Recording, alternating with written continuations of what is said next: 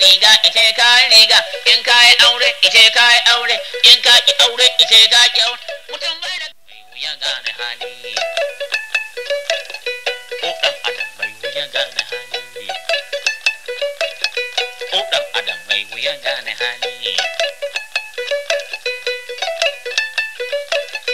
in kai keke ite kai keke in kai babur ite kai babur in kai moto ite kai moto in kai gida ite kai gida in ka ki gida ite ka ki gida mutum bai da gadon ka wallahi Allah amma ina dai da gadon haba bil adam mai wuya gane hali in an yi ruwa ka ce an yi ruwa in an yi sanyi ku ce an yi sanyi in an yi rana ku ce an yi rana in an yi zafi ku ce an yi zafi oh adam mai wuya gane hali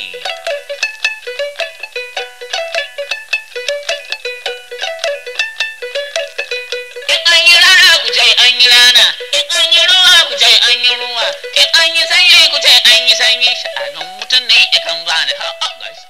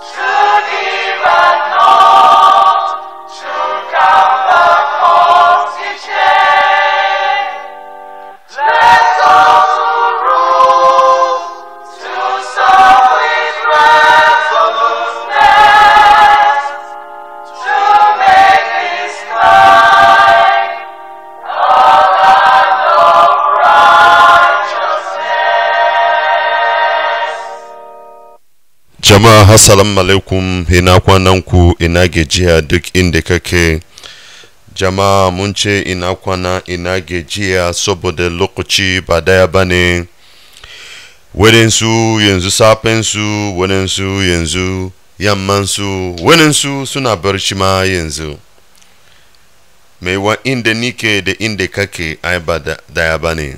Amma kana jin murya na yanzu, kana jin magana da ita yanzu. Ikon Allah ne ya yi, shi yasa zamu dinga ji tsoron Allah kowane lokaci duk inda muke ka dinga ji tsoron Allah. Allah yana nuna maka wai shine baba, wai shine karfi, wai komai da komai yana hannunsa. Ya kamata a ci gaba ana jin tsoron Allah jama'a. jama'a mun fito domin mu cika alkawari, mun fito domin mu tabbatar aikin da Allah ya bamu muna cin gaba da shi, mun fito domin mu taimaka ma waɗansu mutane wanda ana yaudara, mun fito mu taimaka mana waɗansu mutane wanda suna neman taimako, mun fito domin mu tabbatar haske ya shigo inda aka hana shi ya shigo, mun fito domin wannan gaskiya wanda an kifada wai gashi a fili, mun fito domin mu tabbatar mu nuna ma duniya wai gaskiya ba shi da aboki.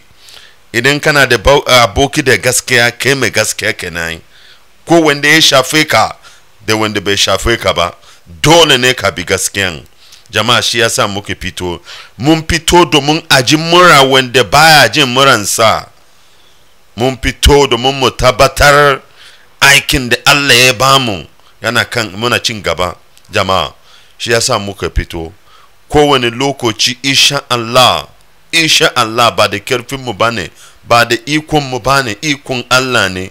Sai mun zo mu yi muku magana, sai mun zo mu tabbatar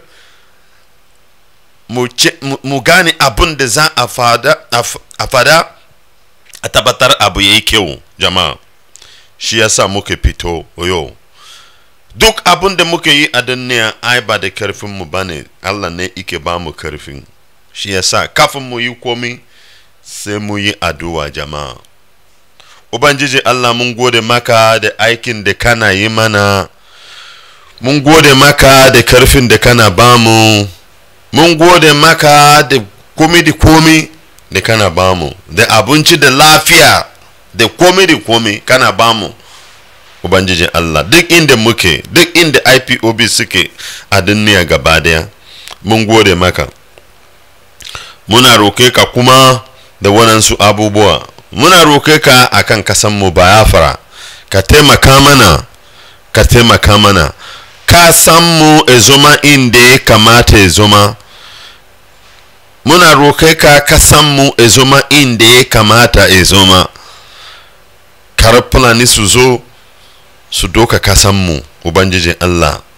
Muna roke ka akan mu kuma ka yi mana albarka. Muna roke ka akan mai gidanmu Mazi Nnamdi Kanu, ka yi mushi albarka, da kowa wanda yake so duk abin da muke yi. Ina roke ka akan su yanzu, ka yi musu albarka, Ubangiji Allah. Wannan abun da waɗansu abubuwa ina roke ka ka yi mana a sunan Yesu almasihu mai ceto, amen. To jama'a, mun fito domin mu ci gaba da wannan sun magana.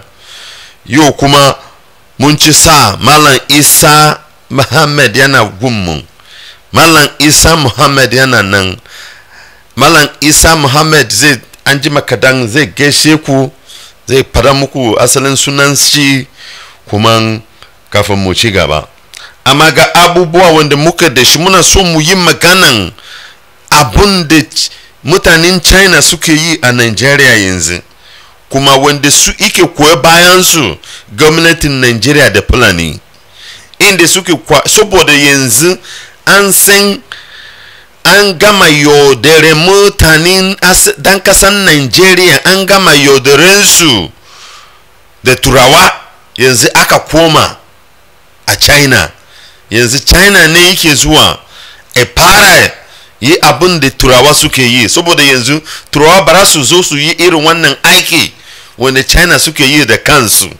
China za su tura maka mutanensu wanda ba su da amfani, wanda sun yi wani laifi a kasansu, mai wana su a kashe su ma, za a ce musu to ku je ku yi mana wani abu a kasan masu bakin fata. Waɗansu mutanen wanda kana gani haka ne aka turo su, ba wai da gaskiya bane, wai sun zo akan likita ne, ko sun zo akan injiniya ne, ko menene ne. Wannan mutane wanda kana gani a Nigeria yanzu ai banza ne, ba su da kai a kasansu wallahi. Amma kana ganin mu saboda mun shiga uku akan gwamnatin Fulani, mun shiga uku akan gwamnatin Nigeria, gwamnatin Buhari, shi yasa aka shigo da wannan mutane. Ga yanzu gwamnatin China wanda suke aiki da gwamnatin Zamfara. Na san kowa ya ji wannan abin, amma ya kamata mu yi magana da wannan abun sosai. Suke cire miliyan 100 suna so su ba da EFCC domin a rufe musu asiri. Irin wannan abun suke yi da waɗansu mutane a Nigeria, kuma ana kan wannan abun. Shi yasa a Kano kwanakin baya an je an ba dan China sarauta, aka ba shi sarauta. Irin cutan da suke yi mana. Ga kwanakin baya kuma a Ogun State wannan abin ya faru, aka kama mutum 27 wanda suke fito da gold da waɗansu abu, kuma ba su da license, ba wanda ya ce musu su shiga ba. A cikin wannan mutane an ce mutanen China guda 17 suna ciki, ba su da license, ba wanda ya ce musu su je su yi aikin. Haka kawai suna cuta mutane gaba daya. Haka suna cuta mutane saboda irin kokiri, irin koyon baya da gwamnatin Fulani suke ba su. Saboda Fulani yanzu ba su san abin da za su yi a duniyan yanzu, a Nigeria yanzu ba su san abin da za su yi. Kasan mai na Nigeria ya zama banza, an ji makadan yanzu zai zama banza gaba daya, ba mai so. To yanzu ana nima menene za a yi, aka fara tunanin Fulani yanzu su sayar da Nigeria. Aka fara shirye-shiryen sayar da Nigeria, amma wannan su ba su sani ba. Sarwa bara a zo a gaya maka wai an sayar da Nigeria.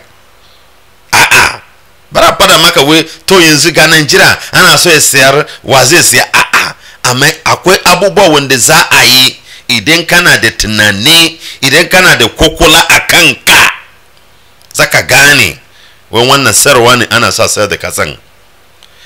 To ana so a ji a karɓo kudi kuma, bayan kudin da an taba aka karɓo waɗansu ba mu sani ba. Rubutan da aka yi a wannan a China ne, a Mandarin aka yi siya, saboda rubutan Chinese ana kira shi Mandarin. A Mandarin aka yi wannan abin, kuma aka kira dan Nigeria, dan Fulani wanda bai san komai ba. Turancin ma bai sani ba, balantana China. Turanci bai sani ba, balantana China. Ba ka gani Chief Justice naku kwanakin baya ka tambaye shi aeroplane tona, ya fara yana magana aeroplane tona, gashi kuma ka tambaye shi mene technicalities, shi ne ya fara technicalities. Chief Justice never. Jama'a abin dariya wallahi, kana kalo irin wannan abin kaman comedy ne, zaka ci gaba da dariya. Irin wawaye abu da Fulani suke samu. To wannan bai san komai ba, balanta a giya maka abu ka yi a Mandarin. Aka je aka yi rubutan, aka signing wannan abun. To abun da aka signing ba mu sani ba. Me yawa ce idan ba ku iya biyan wannan kudi, za ku zo China, za ku zo sunan ku za canja shi, za ku zo ma abun nan na China kenan. Za ku zo ma kayan China. Me yawa abun da aka rubuta, mutum ya je ya sa hannu. Saboda asalin wanda suke yi milikin Nigeria ba dan Nigeria, kaman inda aka yi yanzu ana ta tura mana mutane daga Mali, daga Niger, daga Chadi, ana kai su kasan Nyamiri yanzu. Abun da yake faru yanzu, ga waɗansu motoci wanda ana siya a boda, za bude shi, sai ka gani mutum baya jin turanci ma, ba san inda ya taso. Saboda kasan ba kasan su bane, za su iya yi komai ne. Shi yasa wanda yake sama can, wanda ya ce yana miliki, duk abun da ya gen dama zai yi, saboda kasan menene, ba kasan shi bane jama'a. idan baka gane irin wannan abun, idan baka gane irin wannan abun wajen ne damuwa ike zuwa, wallahi muna gaya maka. Ga kwanakin baya kuma aka kawo waɗansu mutane daga China. Na farko minista na health ya ce wai ba su san zuwansu. Ga kuma na biyu shine yake fito kuma yake magana wai waɗansu mutanen su ba China ba likita ba ne, waɗansu sun zo akan visa nasu domin su je su yi aiki a company nasu.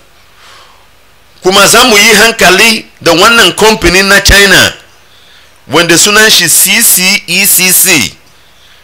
Wallahi wannan company danger ne, wallahi wutan baya ne. Idan ban san abin da aka yi, wallahi sai mun shiga uku da su. Company ma da kansa za su sayar da mu gaba daya. Ya za ce kaza gaba daya company sun fika karfi. Ja mai gidanmu yake magana ya gaya mana kudi nawa ne Amazon sun samu a wata uku kawai, balanta ce kasa gaba daya da duk abin da muke da shi. Jama'a idon kowa ya bude, idon kowa ya bude a gane abin da yake faru a Nigeria, saboda idan ba a san abin da aka yi, wallahi tallahi kaman shekara nawa ne zuwa ba mu san abin da zai dinga ci gaba a Nigeria yanzu. Kuma shi yasa kowane lokaci zai mu fito mu yi magana. Zan siya magana da ita a nan, za mu je mu dawo domin mu shigo da Malam Isa ya zo yi mana magana. Dan banza General Buhari kare ne wutsoko kazani. Dan banza General Buhari kare ne wutsoko kazani.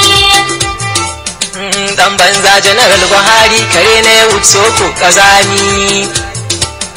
Dan banza General Buhari kare ne wutsoko kazani. Ya ga haru albaisu katinewa General Buhari. Dan banza General Buhari.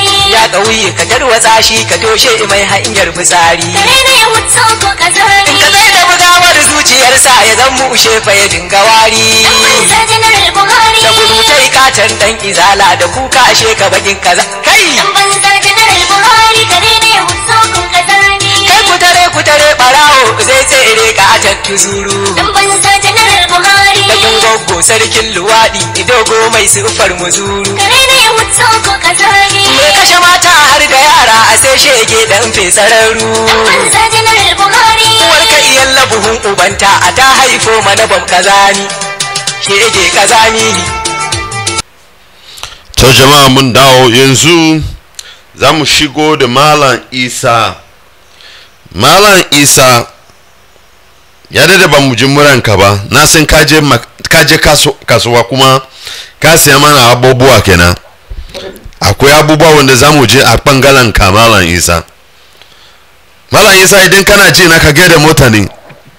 Yawwa in jama'a alaikum daga anan gidan audio gaskiya yanda aka yi da gaskiya daga cikin duhu yanda mu da kanmu ba mu jin tsoron kowa sai tsoron Allah. Ai sunana Isa Mohamed, na ce muku assalamu alaikum yanda kuna saurara lafiya. Kira dan wanku kowa da kowa dai zo mun zo a mu ga mu yanda ya kamata da abun da yake cin ciwo mutane na aka sanar na. Assalamu alaikum. Ma alaikum salam Malam Isa, na gode. Jama'a kun ji muran Malam Isa, kuma yau yana da waɗansu magana da zai yi mana. Ya daidai muna nema Malam Isa, amma Malam Isa shi a turanci za ce mutum yana da waɗansu abubuwa, za ce is very busy, amma koya ne zai dinga shigo ya yi mana magana. Malam Isa, ga abubuwa wanda ike faru a Nigeria yanzu, ga inda ana so a sayar da Nigeria. Malam Isa, Fulani suna so su sayar da Nigeria, ban san ko ka gane, ka riga ka gane irin wannan abun. Ban san ko ka gane irin inda ana so a sayar da Nigeria a hankali. An ce kwanakin baya an je karɓon kudi ana so a je a karɓo wani kudi kuma baya kudin da an ka karɓo na IMF da wannan bangala wannan na bature ne amma wannan na Chinese ne muke magana saboda mun gani irin condition na China idan suka karbo kudi idan ka karbo aron kudi ka ci bashi a hannunsu kuma baka iya biya ba za su zo su rike kasanka gaba daya inda suke yi wani bangala amma na turawa sun san inda za su karba kudinsu a wani bangala yanzu malam isa tambaya ina so in tambaye ka ya za a yi a ce mutum an je an sa hannu akan karbon kudi a rubuta wanda kai baka gane ba baka san abun da aka rubuta a wajen saboda na san kai bahushe ne kuma baka turanci ma mun san inda muka kokiri mu gane turanci balente na mandarin malam isa kai mu magana malam yawan malam na gaida maka da wannan wuntan ba da ka wallahi abin mamaki amma ba dai mamaki yana ba ka san motoni wanda suna a wajen mulki na Najeriya a duka a yi su mai suke su gyara ba wai ba abin da suke gyara sai dai su kara kiwo su kara cuta su kara yi abin da ma bai maka mata ba to gashi yanzu inda basar suwa suka yi a Najeriya to mai yasa dai suke cigo a kasan China sun ka kawo mutunin China nan su ce mun wai ai su dukan aikin likita suke su shigo ai dukin su ai suna so su tamaka nan Najeriya don su deba abin da yake kawo COVID-19 wannan do a sasantar da shi to yanzu na gan cewa ai ministoci na rashin lafiya ya shigo da ya ce wai wayannan ya ba kwanakin bayanan da suke sa hannu akan kuɗin da sun karbi daga kashin Chinese yadda aka rubuta daga a rubutun China wai shi da mutane da mai aka ce president na National Assembly da wasu nan mutaninmu dukinsu ba su sun abin da yake a rubuta a cikin wannan takardun nan da agreement da aka yi to ga su sun kisa har don saboda dukin cikin nasu ya yi yawa don abin da ya sa ɗai kuɗi na abin nan mai aka ce kuɗi na abata wanda yana a can America kasan turawan America suke ce wanda suka kawo suka turo a kasar Najeriya bai da aka yi da shi miliyon da dubu miliyon da aka kawo ai su manyoyi alhaji nan dukan alhajin banza alhajin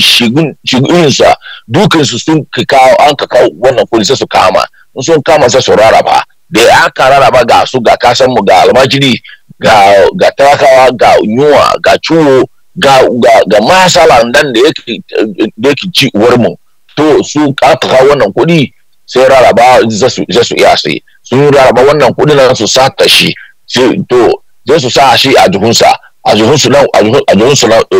nan ko su kai shi a can wajen bari shi a kasan banki na kasan waje to ga su ga motanin su ga yaron su dukan suna da lafiya ga mu da kanmu ga mu ga rashin lahiyar namu to abin da yake ban mamaki ai ministoci na rashin lahiyar na Najeriya ya fi ɗari kwanakin bayan nan ko kwana uku ko biyu haka nan ya ce aka ce wai mutane wanda suka kawo daga China ai dukan su sun yi abu da sun godo wai ba sun yadda suka shiga ba ko sun goma dai ba su sani ba ko sun shiga a gari na Najeriya ba su sani ba to ni ka ce wai wani ne ai magana banza wannan nan da suka yi min kamar suna gama kamar makafuri to lallai kam wallahi tallahi bilaila zagama wallahi dukan mu ai makafuri na kagan abu da ya sa dai naka ce hakan nan don so nawa ne wayannan duka alhaji nan saboda don suna bin sunan baban suna muna jin tsoron su to suka yi mun magana muna yada amma in ya zuma akan kashe sai su kamo mu ka kashe musu mutane to in ya zuma a lokacin na salama bin su a'a ai mu terrorist ai mu abun nan ai mu mai haka nan zai ba mu kamar mai aka ce tarkacen kuɗi to da baban kuɗin nan zai su kuri da shi to ya zai ka ce wai ka kawo mutane Chinese sun shigo a kasan mu to kuɗi su kun yi aiki kun yi abun nan sana'a to kun sa a hannu a rubutu akan abun da kai da kanka wanda ka sa hannun nan ba ka sani ba ai mu ma ba mu san ingalaci ba kasan turanci nan ba mu gane shi da kyau ba to ya saka aka ce mun wai an kawo takardun wanda a rubuta a China kai da kanka ba ka san abu da ka rubuta to ka sa hannu in ba don cewa wai akwai wani abu da aka yi ciki don sata ina yana a bisan wannan harka in ba don sata da wani na bisa wannan harka ba to mai yasa da suka sa hannu to gashi bayan da aka sa hannu wannan an karbi wannan kuɗi daga China mutanen China nan dukan su da su aka kawo don su sa a irin su ko su taimake mu su jara harkan COVID-19 wannan ka fito da kace mu wai sun gudu ne mugun kariya wannan lallai kam akwai wani information minister dan wanmu nan da yake ce wai Mohamed to ka gan su duka lai na wallahi tallahi ba gaskiya wanda yake fita daga bakin su ai dukin su wallahi tallahi cutan banza da cin harkan mutu ne ka ga tuntunin shakarar nawa ne da suka yi mana haka nan to su kasan mu suna mai da kasan talakawa to in ka shiga kasan waje da su ce wai giant of Africa to giant of Africa nan wallahi tallahi shit hole wallahi ai shit hole ne wallahi tallahi idan yanda ni da kaina nake jin zafi akan zuciyata yanzu wallahi inda wasu mutane suna jin zafi akan nan wallahi da ya kamata dai mu tashi sai wallahi tallahi mu tashi bi abu su mutane wannan fara ci umurci mun ba mu yi hakan nan ba wallahi ba sai su ya su danna ba ai su barayin banza su kansu ai su shegu irin su nan amma in gama gaskiya wallahi tallahi ba zai iya idare ba a wannan abin da suke nema wallahi tallahi za su gan shi wa abun nan da suke nema wallahi tallahi za su gan me yasa dai za mu iya kullum mu ce wai mutane wasu mutane ba su iya ba in su ha mulki suna coke mu suna haka nan ai su abunan infidel ai su mene wanda su ba sun Allah ba to mu wanda muka sun Allah to wani jara aka yi akan wannan kasa to ga su suka ce wai suna ba mutane makaranta yaron mu na wanda suna a makaranta tun lokacin COVID-19 wannan da suka ce wai karamu shiga ba fita waje to ga su mutane suna yawon banza suna a waje suna kama COVID-19 ina ruwan alhaji ɗaya wanda yake so mu da kama mu mutuwa to yanzu sun ce wai suna ba mu abinci wallahi gama gaskiya ba abin da suka ba mu ba abun cinan da suka ba a yaran mu ba abun da suka ba wallahi tallahi sai dai su sata su kone in sun sata na su kone office a ce wai bera ya shigo ya kama kuɗi a ce wai masiji ya shiga dina in ba a ce haka nan zai ce bili wallahi tallahi hai mallan wallahi in gama gaskiya ni bana jin daɗi sosai bana jin daɗi a kabo da ya kabar to ga mutunin mu suna akalo kamar fili suna akalo kamar fili to aka ce ga fili ga donki to kai kana akalo donki ba ka so ka yi aiki da donki nan ba sai ka ci donki ko afirka ba donki ya tafi aka in ba haka nan ba to me yasa dai mutane ba su tashi su yi magana ba wanda aka yi tashi su yi magana an ce wai wannan Najeriya amma wannan Najeriya nan banza ne wallahi na gama gaskiya sai dai mutane ba fulata ka fulatanci shegun banza mutane kwayi wannan kasar Najeriya ba su ba sun shigo dai don salama suka shiga kasar nan sun fara ci uwar kowa suka ci uwar kowa sun mai da kasar nan sun mai da shi kasa wallahi sun galata da wannan kasa kai malan zin iya sai nan din kira kafin ka siya malam Isa kasin ya daidai muna neman ka saboda duniya suna so su ji muryanka su ji magananka su ji wazin da zaka ba su malam Isa ya za ce a Nigeria wanda in mutum ya tafi daga ko'ina zuwa ina nyamir ya tafi daga ko'ina zuwa ina za kama shi kaza amma an ce ban san ko ka karanta wannan jarida a Ogun State wannan abin ya faru an kama mutane dubu 27 aka kama su suna illegal mining kuma a cikin ne ashe China ne mutanen China suke tura musu kuma a cikin ne mutum 17 Chinese ne an sayar da Nigeria kenan ko laifi ne ko ba san abin da aka yi malam gama gaskiya yanda na faɗa daga farko ya ce maka Nigeria wannan ai kasan kowa ya shiga din yaji abin da ya gan dama to ya aka ce wai za a rufe border to border nan an rufe border amma border wannan ba a rufe shi ba to manyoyi nan da alhaji nan dukan su sun gaskiya abin da ke farko ya in ka gamu cewa wai aka kama mutanen China 17 a can Ogun State wallahi ba abun mamaki ba don akwai Lebanon akwai wasu mutane wanda su shigo da har da China da suna aikin banna akan wannan kasa dai amma akwai wasu alhaji wanda suna goyon bayan su ba dai a goyon bayan su ba ya zaka ka ce mun mutane daga kasan waje ya shigo a kasan ka wanda kasan naka wanda ba na shi ba ya fara aiki bai da license bai da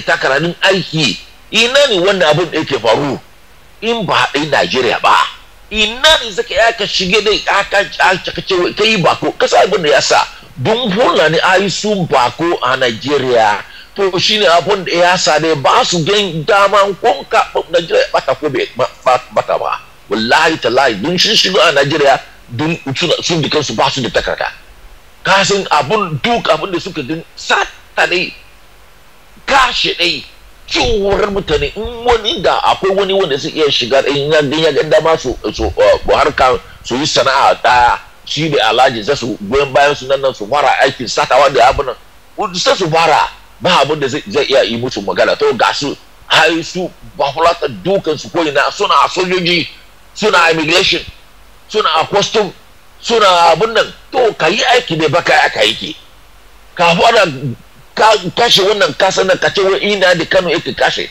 ba ina da Kano ba wallahi ai mu ne amma a cikin munin nan da abune ya ce abune ya sare nake ce ai mu ne mu sawa wallahi talai mu sin gaskiya mu sai wannan ba su iya mu magana ba amma fulani sun zabuna sun wara kashe wannan dare wannan kasa sun wara dare wannan kasa su yi mun wa'azin banza su wara gamun kariya su wara wai kai mu dore fiska mu dore ido mu dore kama dai mu ci uwar yamri mu ci uwar berebe amma cewa daga bayan nan an da mu yi aikin nan da su ai ba fulata zai su bude border su kawo China in sun kawo China nan su fara musu aiki to mun da kanmu muna neman aiki ba mu samu ba to wasu wanda in ka shigo a kasan a can China in ba ka da takardu wallahi talai sai a kashe maka to yanzu sun shigo a Nigeria ya suna aiki sun zama manyoyi a cikin Nigeria suna da mutane wanda suna an musu aiki mu da kanmu wanda muke neman aiki tuntuni nan ba mu da aiki to suna ma aiki a bayan gwamnati wani yake da aikin nan waya ka musu waya ba su wannan kasa waya nuna musu waya gwada musu ba din alaji da wasu mutane wanda kasan akwai wani abu da na duba kwanakin bayan nan wai gwamna na River State ya kama wani soja CSO yana da mutane wanda suna jina mai to ya katame shi dai na to mai yasa kana jina mai to ya wani fiska zaka iya ka fita a waje da shi ka fara kashe mutane wanda suna jina mai an kawo maka dai ka fara duba mutane wanda suka jina mai suka sata mai kai ma da kanka ka koma ka zo ma mai sata mai nan to ka gani wallahi tallahi wannan kasa na Najeriya abin da ya kashe min rai yanzu kina don mu Hausawa ba abin da muka da don abin da ya sa dai ka gani ko idan da ka gani almajiri Hausance ne amma ba falata wallahi dukan su ai manyoyi nan dukan su manya suna shiga waje da biyarin su da abunan da biyan su da matan su duka ko fara cin kuɗi na Najeriya inda mutane mu Hausawa ba mu tashi da ba wallahi tallahi ba zai iya dare ba wallahi sai dai kashe mutane zai kashe mu duka a cin wani mudun a warge mun akan wannan kasa wallahi tallahi to mana na kuma wajen ka do Allah Malam Isa kai maganan almajiri so biyu a maganinka a analysis dinka yanzu na so mu dan sa baki kadan a wannan almajiri ga abun da yake faru a yamma yanzu a kudu yanzu ana ta tura ma waɗansu mutane akan wasu almajiri ne bayan da muke ji we mene sunan wannan matan Maryam Wayas wanda ya fito ya fada we kudin da aka samu wai za su raba shi a arewa gaba daya saboda a arewa akwai talauci to kuma arewan ne suke yin miliki sosai ya kuma za zo yanzu ana ta tura na jin wannan magana kaman a bari bane ya fara ko menene ko mutum ne ya rubuta a Facebook ne na gani wannan tambaya ko mutum ne ya rubuta ya sa hotonsa a wajen ana tambaya wai ya kuma zaka zo kana tura mana almajiri amma kalon irin wannan almajiri zaka gani wai wannan ba asalin almajirin da ka sani saboda ka san menene almajiri kuma ka san wanda ya zo akan wani abu bangala ina so ka dan sa baki akan wannan abun ga inda ana ta tura ma waɗansu ba sa jin turanci waɗansu ma hausan ba sa jin hausan ma wani yare daban ne suke ji ya ne daga ina menene yake faruwa a Nigeria dan wa gama gaskiya ka san mu Hausa ba mu yin maganan kariya gama duniya kowa da wanda suke jin moriya na su sun cewa gaskiya dun musu abin da yake faru wayannan duka ka tuba su da kyau je ka tabbatar cewa ai su ba Hausa ba almajiri ba ai dukin su wallahi billahi la sai ai terrorist kasan wasu nan haka nan suke shigo a kasan Benue suke shigo a Jos sun Birok sun kashi mutane suke doka kasan su ai su ba ko kasan akwai wani bidiyo wanda aka kawo a Facebook shakara wanda ya wuce wallahi ai mutane wanda suke kai 2,000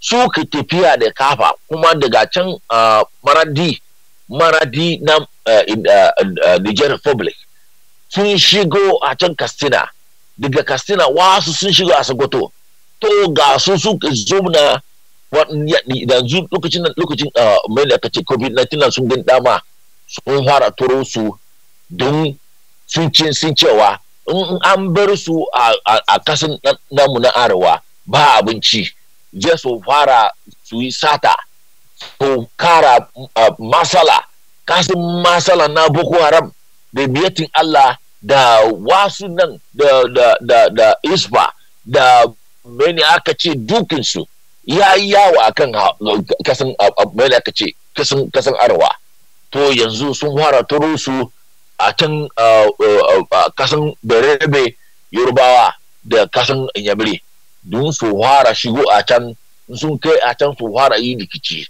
so yadda suka yi a Jos da Benue kuma idon mutane jama'a na duniya za su fara duban abun da suke yi a can kasan yorubawa da kasan inyamiri abun satawa wanda aka yi wanda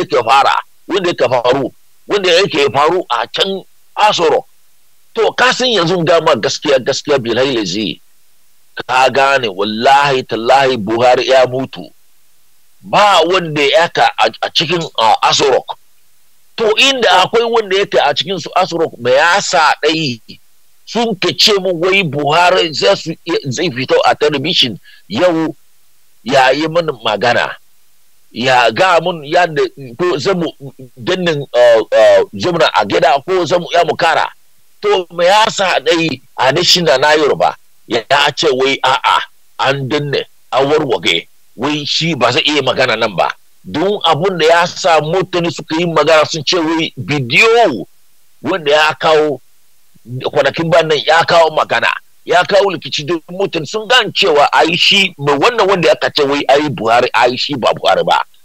Shi ne abin da ya sa Maman Galadima ya fito ya ce wai wallahi tallahi wannan wanda aka ce wai Buhari ba wai Buhari wanda ya sani ba. Mun gama gaskiya dukkan mu sun gaskiya abin da ya faru a Najeriya amma suna jin tsoro don saboda abin makame don a halbe su. To gashi yanzu babu mene aka ce Osibanjo vice president. To yanzu lokacin nan da Abakiyar ya mutu ka tafa gin abunan Buhari a can bai shigo ba, to ka gan shi a talabishin yayi magana bai ma magana ba. To shi na abun da ni da kai na yara cewa ai Buhari ya mutu. To yanzu Abakiyar ya mutu don lokacin da yana rashin lafiya yana lafiyarsu bai mutu ba. Shi da Aisha Buhari suna wani kwarkwal a cikin Asoro ya kore Aisha Buhari a cikin Asubila ya kore su sun fita. To shi da Mama Daura to yanzu yana ya mutu Aisha ya hau mulki. Aisha ɗaina yake magana abin da yake faru a Nigeria yanzu shine abin da ya sa sun halbe suka kama wannan mutum Osimanjo sun sa shi a cikin daki kare magana kare a fito a waje don saboda ba fulatan dukansu ai su hunger power ɗina suna so ɗai yanzu ma ɗai power nan karfin nan ya zama a wajensu.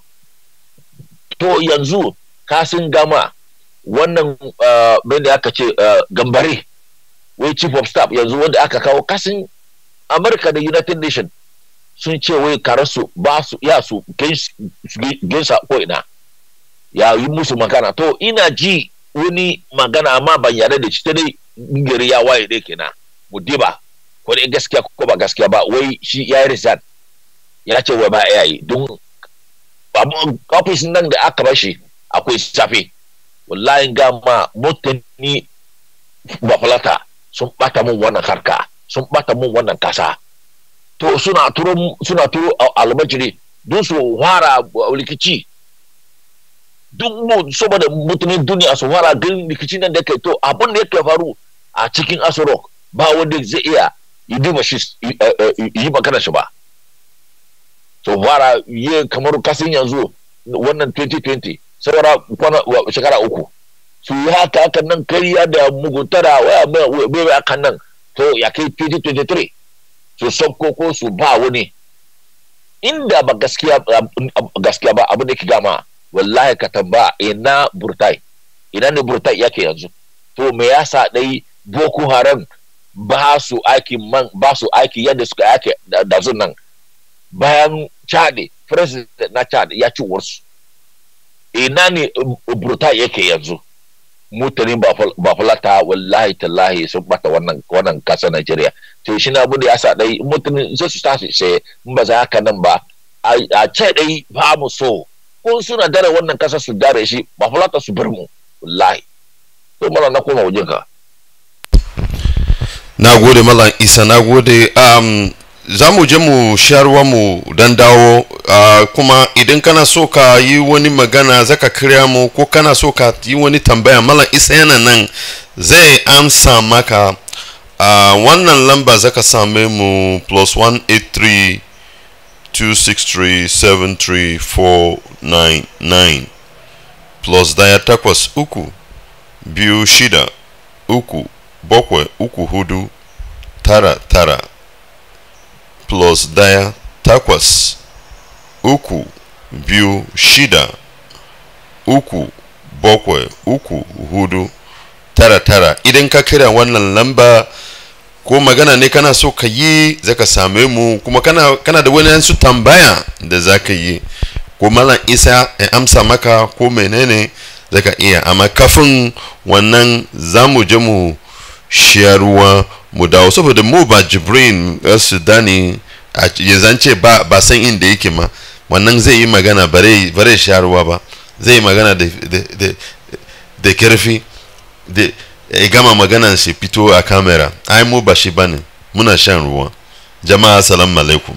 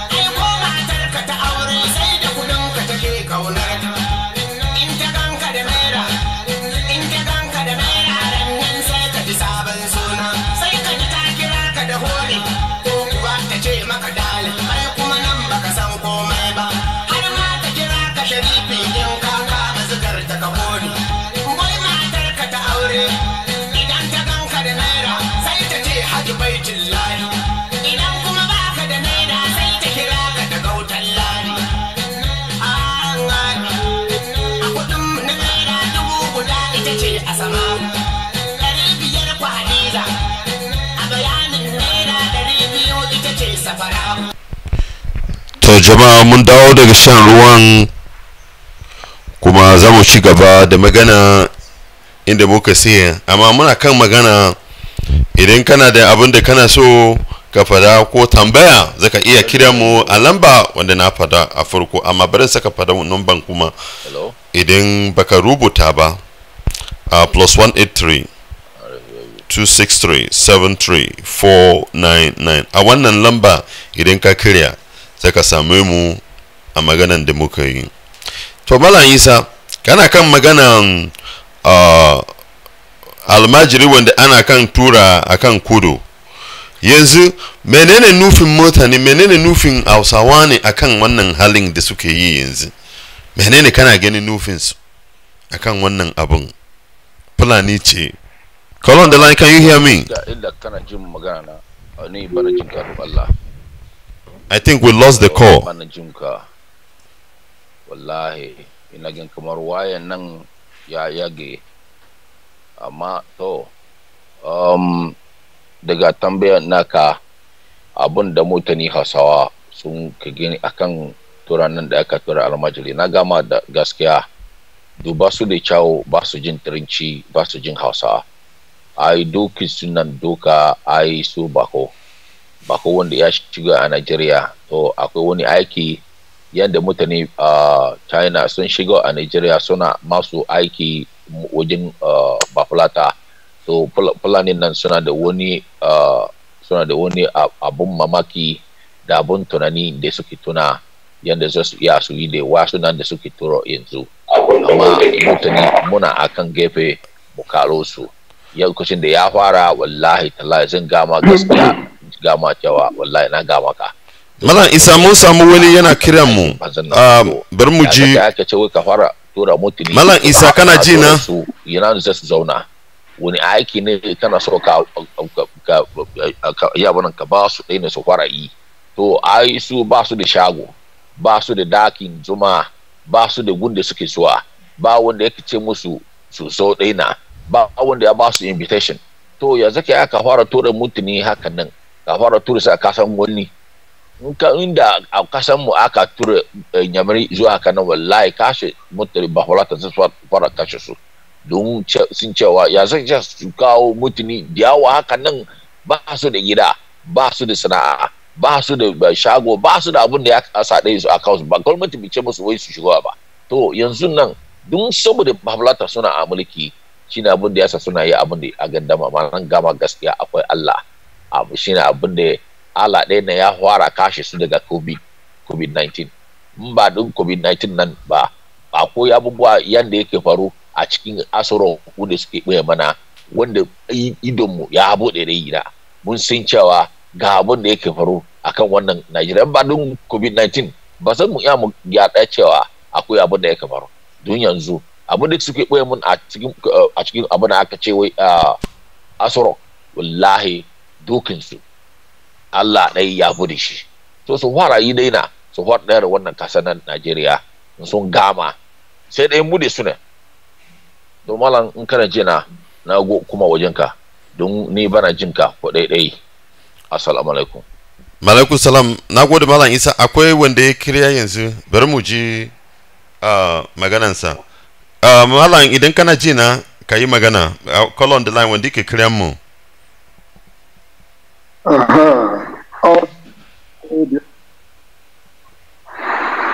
Hail Biafra. Yanzu muna maganan Hausa yanzu. My name is Udumba. Yanzu ba mu fara na Turanci ba. Sunana Udumba. Sunana Udumba. Udumba, you are welcome. Sande zuwa. Aha, ina gaida Malam Isa. Malam Isa barkanka da zuwa. Malam yana gaishe ka Malam Isa. Malam Isa barka da zuwa. Malam yana jinka, ka ci gaba. Okay. Malam Isa abin da ya sa na bugo maka. Na ji ka yi magana cewa Ibrahim Gambari wai ya yi ba haka ba ne. Bayan a makarantar akwai kungiya wanda ya yi riba a wannan kungiya sabon aikin da saboda ya kada ka damu an ce Gambari a maganan da Malam Oduwa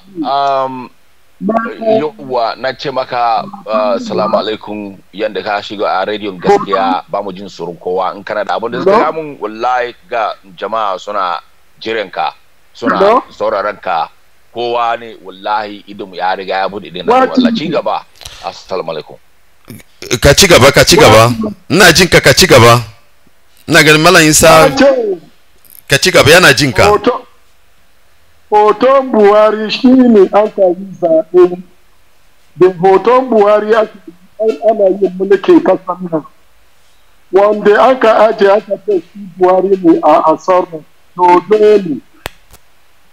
dodo ne Buhari ya riga ya tafi kan yaron su ya mutu an binne shi sun ya sa an ce zai yi magana ta za ce zai yi ba gaskiya ne ta fili aka ce ga fili da doki mun mu yi mishi tambaya masu jarida su yi mishi tambaya mu san gaskiya saboda haka na ce maka barka da zuwa sannu mu ci gaba da magana zuwa can kuma zai kira hello ina jin ka Malam ka ci gaba da maganan ka Malam na gode maka magana da zai yi na ce zuwa gaba yau zan sake kira na gode mana isa da dawowa to na gode maka sosai ka maganan ka kana giya mana ko kana fata mana Malam Isa ka ce wanda yake yin milikin Nigeria ai hoto ne yake yin milikin ba wai mutum bane ina giya mana yan Nigeria yawa Malam kowa ya san cewa ai wanda yana a can Asarok yanzu ai boyfriend na Aisha Buhari ya riga mutu da kasan abin da ya sa ɗaya niki gama kanan maman Galadima ya ga mun kwanakin baya shekara wanda ya wuce ɗai ai shi wanda suna Asarok ai ba Buhari ba to yanzu wanda suka ce wai ai shi Buhari ya ce Buhari ɗai na ya fita a waje duk mu da kanmu da mutunin mai ne aka ce rediyo wanda ba su magana gaskiya to so ɗai mu gaisu fiska da fiska a gaida shi yayi mun magana ido da ido mu sun cewa ai shi yana lafiya ai ba mutu ba kai in gama gaskiya abinda Fulani suka yi mun akan wannan kasa ai na san cewa ana kashe muku ana ci warku daina don saboda 1967 to 1979 haka nan amma gama gaskiya cikin Hausawan namu suna ci uwarmu wallahi tallahi mu ba mu jin daɗi ba mu jin daɗi wallahi na gode Allah da wannan rediyo in ba wudun wannan rediyo wanda ke bude mun ido musin abin da yake faru har da COVID-19 wanda ya shigo a kasar Najeriya yanzu wallahi tallahi ai ba mu san kowa ba amma wannan rediyo da COVID-19 virus wannan wallahi ya bude mun ido sosai hankalinmu ya waye wallahi tallahi ga abin da yake faru shine abin da ya sa ɗaya mu Hausa wallahi tallahi kwanakin bayan nan zai ku gan abin da zai iya faru zai ku ga abin da zai fara kan wannan kasa wallahi ba falata wallahi sun ci uwar mu amma yanzu su bari dai na an jima zai su jin more abin da yake faru don mutunin namu emiya wanda suka kawo mun sun cire mun sarki suka sa emiya koina sun cote mu don saboda salama in ba don salama ba wallahi tallahi zai ya kawo bako ya shigo so hara ibinna so hara sata so hara kashe mutane su ciwar mutane to ga China an kawo China sun shigo kuma sun fara satan su mu da kanmu bamu da aiki to China sun shigo suna da aiki gwamnati suna cin kudin dollars. Kai malan wallahi tallahi wannan abin ba zai iya yi ba, kuma ba zai iya sake yi ba. Wallahi tallahi na gama gaskiya. Ai kasan ai mu ba bozo ba, mu ba makaburi ba ne yadda suka kai mu. Malayi ka mun ce maka a'a. Malayi sa Allah da tambaya. To ci gaba. Tambaya nan kasan yanzu a arewa kowa ina shakki. Wannan maganan da muna yi yanzu a rediyo wanda suna ke suna sai wanda suka da hali wanda suka da kudi suna da android phone suna da kudi su siya data su sa. Me za mu yi mutanen mu arewa Hausawa in sai shigo cikin wannan shiri wani hikima za mu yi da canza lokacin da ya kamata wanda muna magana su kuma za su da saboda mu da samu muni haka aikinmu ta sani Hausawa sun kan gaskiya sun tashi abubuwa zai gyaru kowa in kama gida ubansa su Fulani kuma su koma wajen da sun fito. Bai kana gani za mu yi a wannan rediyo da ma su koma kesa. Yawwa malan maganan ka gaskiya kasan gama kowa sun cewa Najeriya kasar Najeriya ya riga dalikina, amma cikin hanyar nan dukan mu shiga muke shigo a wannan hanyar darewa, to ina gan kamaru dare wannan kasa wallahi yayi nisa. To Chibok wanda sun fara sata da shi, ina yaron namu duka, ina yaron Chibok nan ba wanda yake magana su. To akwai wani kuma su ke kama ɗina so fara cinye kudi su kashe mutane. In ka yi magana gaskiya za kashe ka, in ba ka yi magana ba sai da ya kashe ma. Wallahi mun ke ci ɗina so fita waje dai su kashe mun gari yanzu. Wallahi wannan damin kasa wannan Najeriya wallahi billahi lasinan ka gama yayi kusa don hanyar darewa ne muke yanzu duka Najeriya nan muke don Fulani wannan wallahi tallahi sun ci wani mu ba makarantar sun bar mu yi, sun ce wai makaranta babu kyau, amma suna kai yarin su a kasan Tarawa, suna tan a Tarawa ne in sun dawo su zama gwamnati. To mu da kanmu ba mu makaranta, ba mu shiga a makaranta, ba mu aiki, sai dai talakawa da almajiri. To in ga muku gaskiya wallahi wayannan da aka turo muku a ce muku wayar almajiri, ai su ba almajiri ba, ai terrorist wallahi dukan su ai terrorist aka kawo muku inda suka gani, inda ku da kanku sai ku gani. Wallahi akwai lokacin bayanan da aka wani bidiyo su wannan sun shigo daga wannan da aka ce ko ne daga Maradi, sun shigo a Katsina, wasu sun shigo a Kamba, shigo abin da wani aka ce Sokoto. Shine su ne suke turo a kasan naku don su ga a kasan su fara rikici. Ba da yanka ba don rikicin nan su fara kashe mutane, don Fulani suna jin daɗin kashe mutane, ba su da wani aiki. To na bar maka da wallah. Yana jinka. Na ce wani hikima za mu yi, wani lokaci ne ya kamata a fara wannan program da ma Hausawa in ta shigo saboda suna da su. Wani hikima za mu yi a arewa. Malam Isa ka gane tambayansa, yana tambaye ka, barin taimaka maka ka gane tambayansa.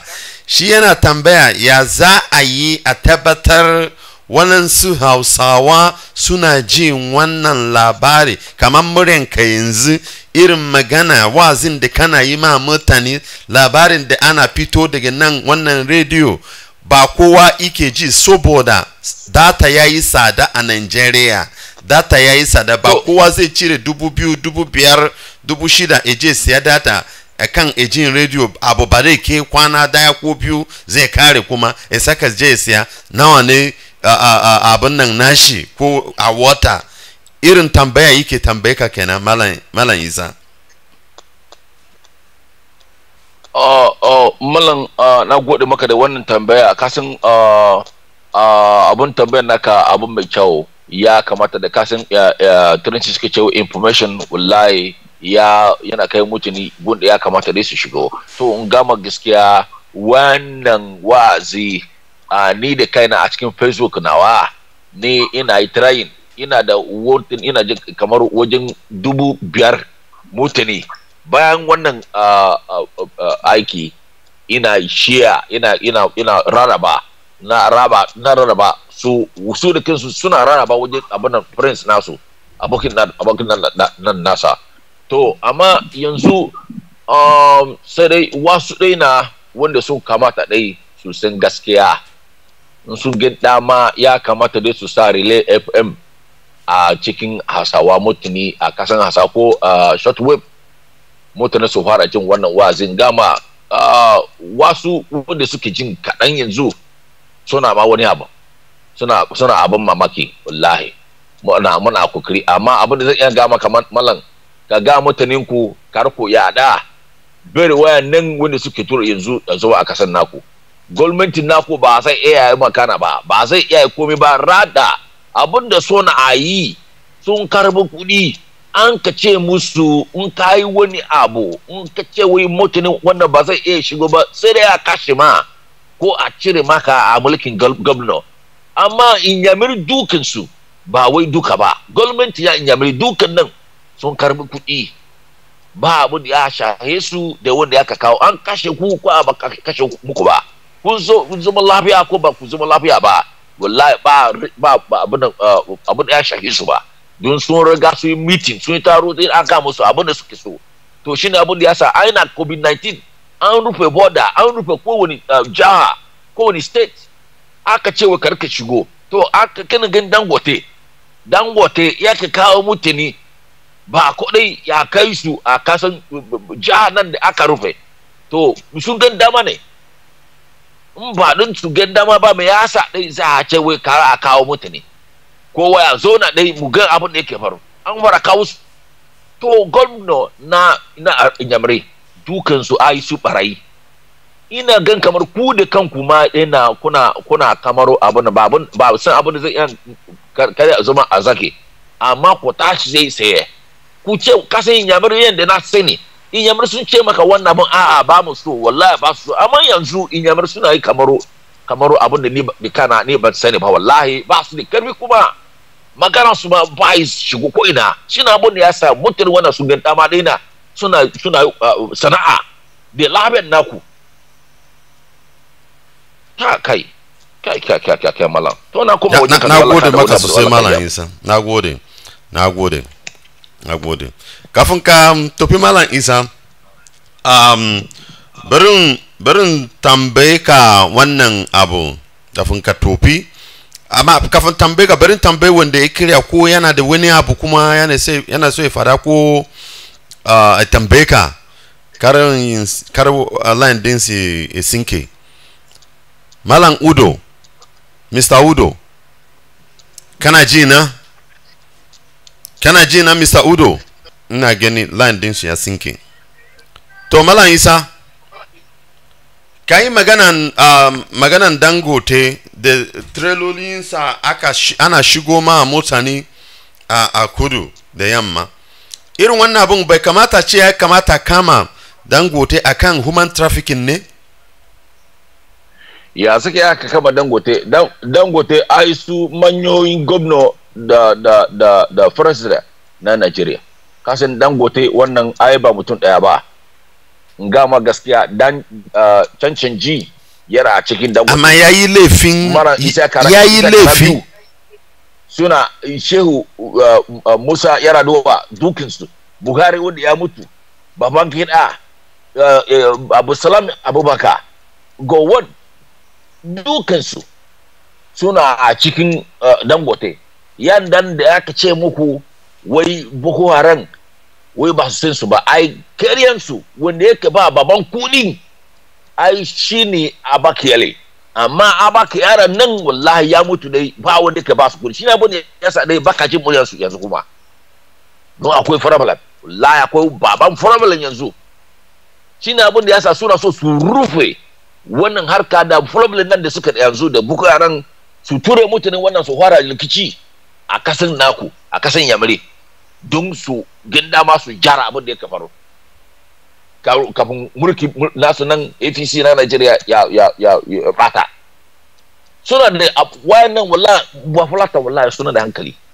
wanda aka ce ma fulani ba su da hankali wallahi shi da kanshi wani ya yi magana wannan ai shi shego wallahi ai mutane fulani suna smart wallahi tallahi to mala na kuma kujeka to tun da ka ce wai Dangote ba mutum daya bane wannan su mutum yana ciki to a bar shi kenan ya ci gaba da irin wannan abun da yake yi a bar shi ci gaba kenan bayan da an sani wannan laifi ne ai ba na Nigeria kawai amma na duniya me international community suke yi ba na magana human trafficking ne ba na ta magana to me ne bambancin wannan da human trafficking shi ike yawo a cikin container a cikin trailer wanda aka sa shanu da tumatir da albasiri da tatashiri da komi aka sa mutum kuma aka rufe shi a ciki malan gama wannan kabin tafiya don ina da wani abu kaso yanzu wallahi malan ya zaka ce wai international community waya isu international community dokin su ayi fulani to inda akwai wani bako wanda yana a cikin su za a salame shi a ga mai yanda zai iya yi magana in ba haka nan ba wallahi za a kore shi to ya saka iya ka ce mun wai lokacin nan da aka kawo mai ne aka ce gambari British Commission na Nigeria ya ce wai suna looking forward sojaran Nigeria ta ne shi ai shi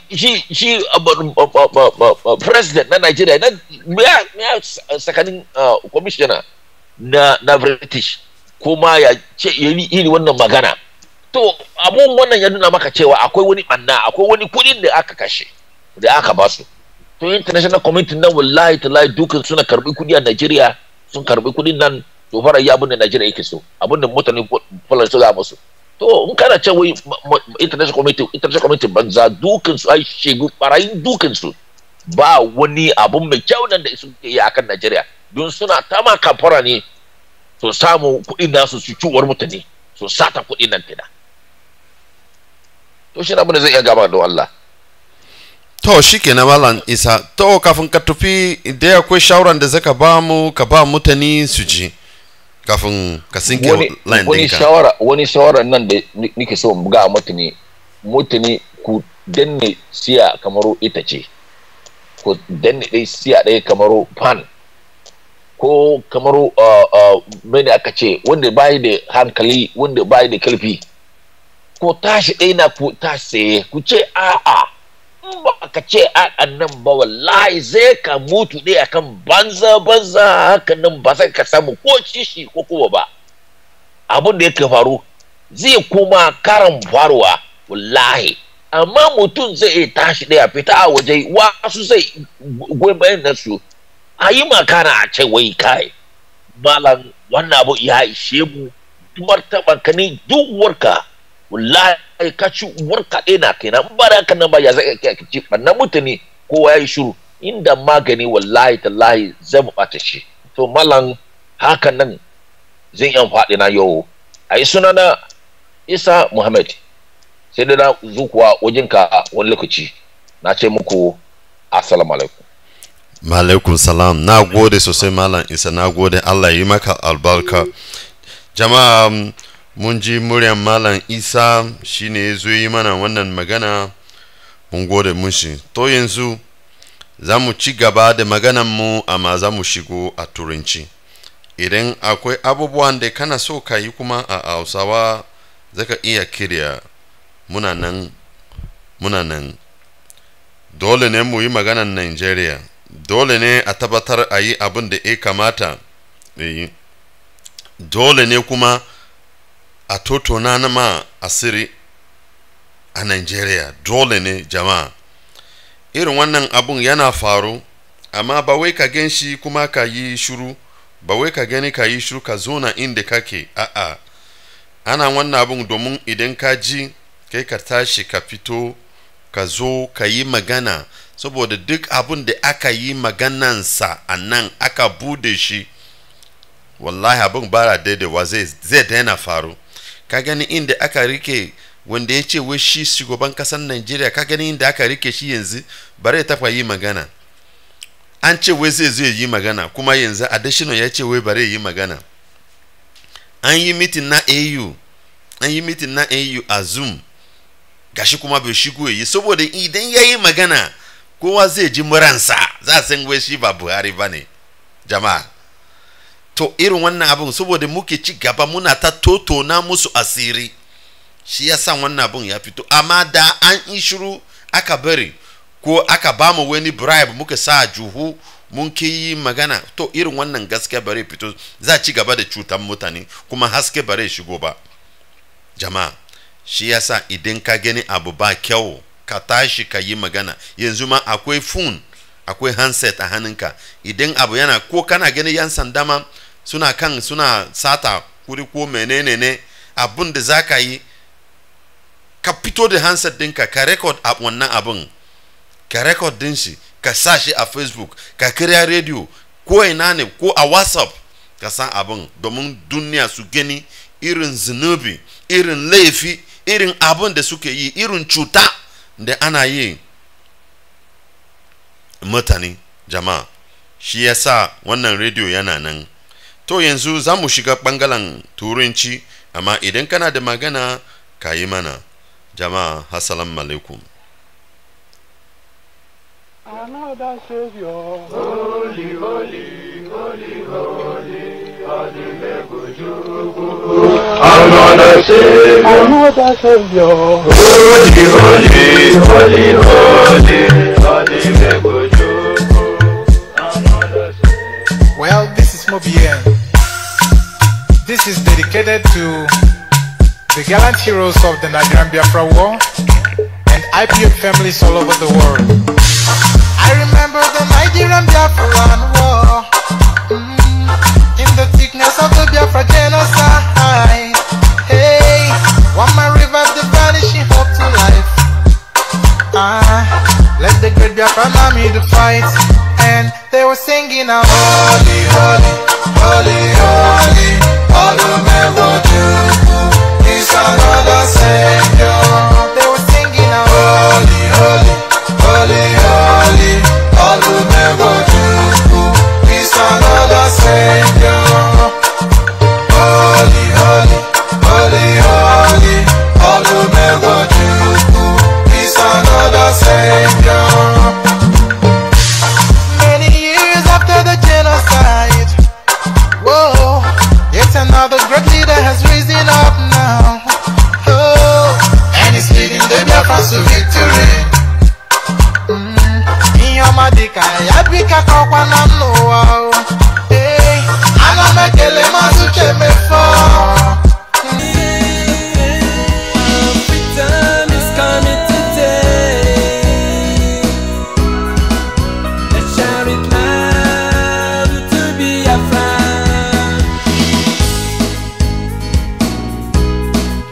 Let's shout it loud to Biafra.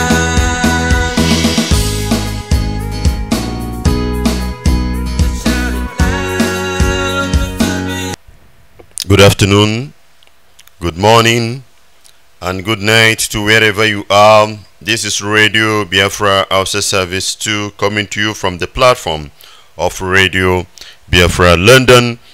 We have been having this conversation in Hausa language for some minutes ago now with one of our correspondent, Malam Isa, and other callers that have called, and we will give a summary of what we have been discussing in Hausa language just in few minutes in English, so that our line will be open both English and Hausa. Anyone who want to call in to make contribution or ask question, or as well give report or information of what is happening, is as well welcome. We discuss about the Chinese company that wanted to bribe gave a bribe of 100 million naira to EFCC in Sokoto, but the man refused. The man refused to accept that money for a Chinese company to have the temerity in the zoo to give a bribe of 100 million naira. This is to tell you the level, or for you to understand the level, the degree of damages that the Chinese has done to the zoo as a result of the help the government of the Zoological Republic have given to them. We learned that over 40 something, about 45 billion naira contract have been given to them since from 2012 till then, and some of the contracts were not executed, and that is what EFCC is investigating, and on the process they try to bribe the EFCC.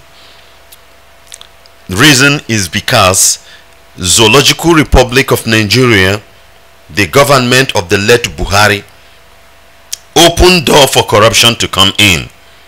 Opens the door for corruption to come in. If not, how can a foreign company come into a country and be bribed using their own money and be bribing the indigenous people to cheat the people as well? You know, to cheat at the people as well. Call on the line. I will bring you in later on after my analysis in English or summary of what we have been discussing in English. It's for us to understand how the government of Buhari have been opening doors for foreign companies, for all manner of corruption to come in, for them to have that understanding, that mind to bribe a whole EFCC. This is to tell you the level Nigeria has decayed to. And when we are telling you about the disintegration of Zoological Republic and how certainty it is, some people will be getting us wrong and don't want to believe in what we are saying. A foreign company giving the government, part of the government, 100 million naira as a bribe. As a bribe over the corruption they have done in the country, against the country. But these people have been signing contract with, they have been signing contract with this company from time to time, from year to year, mostly in Zamfara state. Because the government there have opened door. In fact, they are using the Chinese company to do what? To defraud the country. They may ask them to sign this contract, they will sign. At the end of the day, they won't execute it because money will not be given to them. Just a little money, they will put that one, pocket it, and the remaining one, the government will put it back. The same Chinese people we are talking about 17 of them were among of the 27 we read last time that were arrested in Ogun State for illegal mining, destroying our land, just as it happened during the time of the colonial master. If you go a place like Jos, Plateau State, there are some certain places they dig holes. The time they are mining things like tin, columbite and whatever within that area, that land is still like that and it is useless. But the state, that particular state now is still don't have anything. The same thing is happening with the Chinese now. They are mining and their own is illegal. How come a foreign company can come into Zoological Republic of Nigeria and locate where there are some mineral, solid mineral underground and begin to mine it without the consent of the government? But when you are driving your car from a particular place to a particular place, the police of the Zoological Republic will stop you 10 times and search you and collect bribe. But they cannot see the Chinese. They can't dictate. They can't find out what they are doing. How do they manage to? How do they manage to be there? Because most of them had been bribed. You see how the Fulani government is selling Nigeria into the hands of China. And people will be crying of hunger. Al-Majiri will be moving from place to place. Al-Majiri will be messing themselves up, whereby the money that belongs to them had been taken away by the Chinese via their government. Via their government. Because the government of Buhari, the government of Buhari that is still ongoing, is working with the Chinese to make sure that they destroy Nigeria completely, or they hand Nigeria over to Chinese government. If not, tell me the reason why. Tell me the reason why a whole country, Federal Republic, Zoological, we must be adding this name to them, will sign a contract written in a foreign language that they don't know. They want to collect some loan, and because they have sold, they are no more who they are. They have been sold away. That is the reason. And that is why you see Chinese doing all manner of things. The other day, we got the report about the illegal mining in Zamfara State, where they raided their house. How are these people coming in? Then the latest one that is trending is the 15 Chinese that we are so much humbly, powerfully welcomed at the international airport with some COVID-19 materials. They told us that the ambassador was there, telling us that it worth 1.5 million, and the transportation and everything is about $2 million. These people were so much welcomed, and we were told that their medical team to come and assist us in fighting COVID-19. Along the line, the minister, Nigerians reacted over it, murmuring as they can murmur only.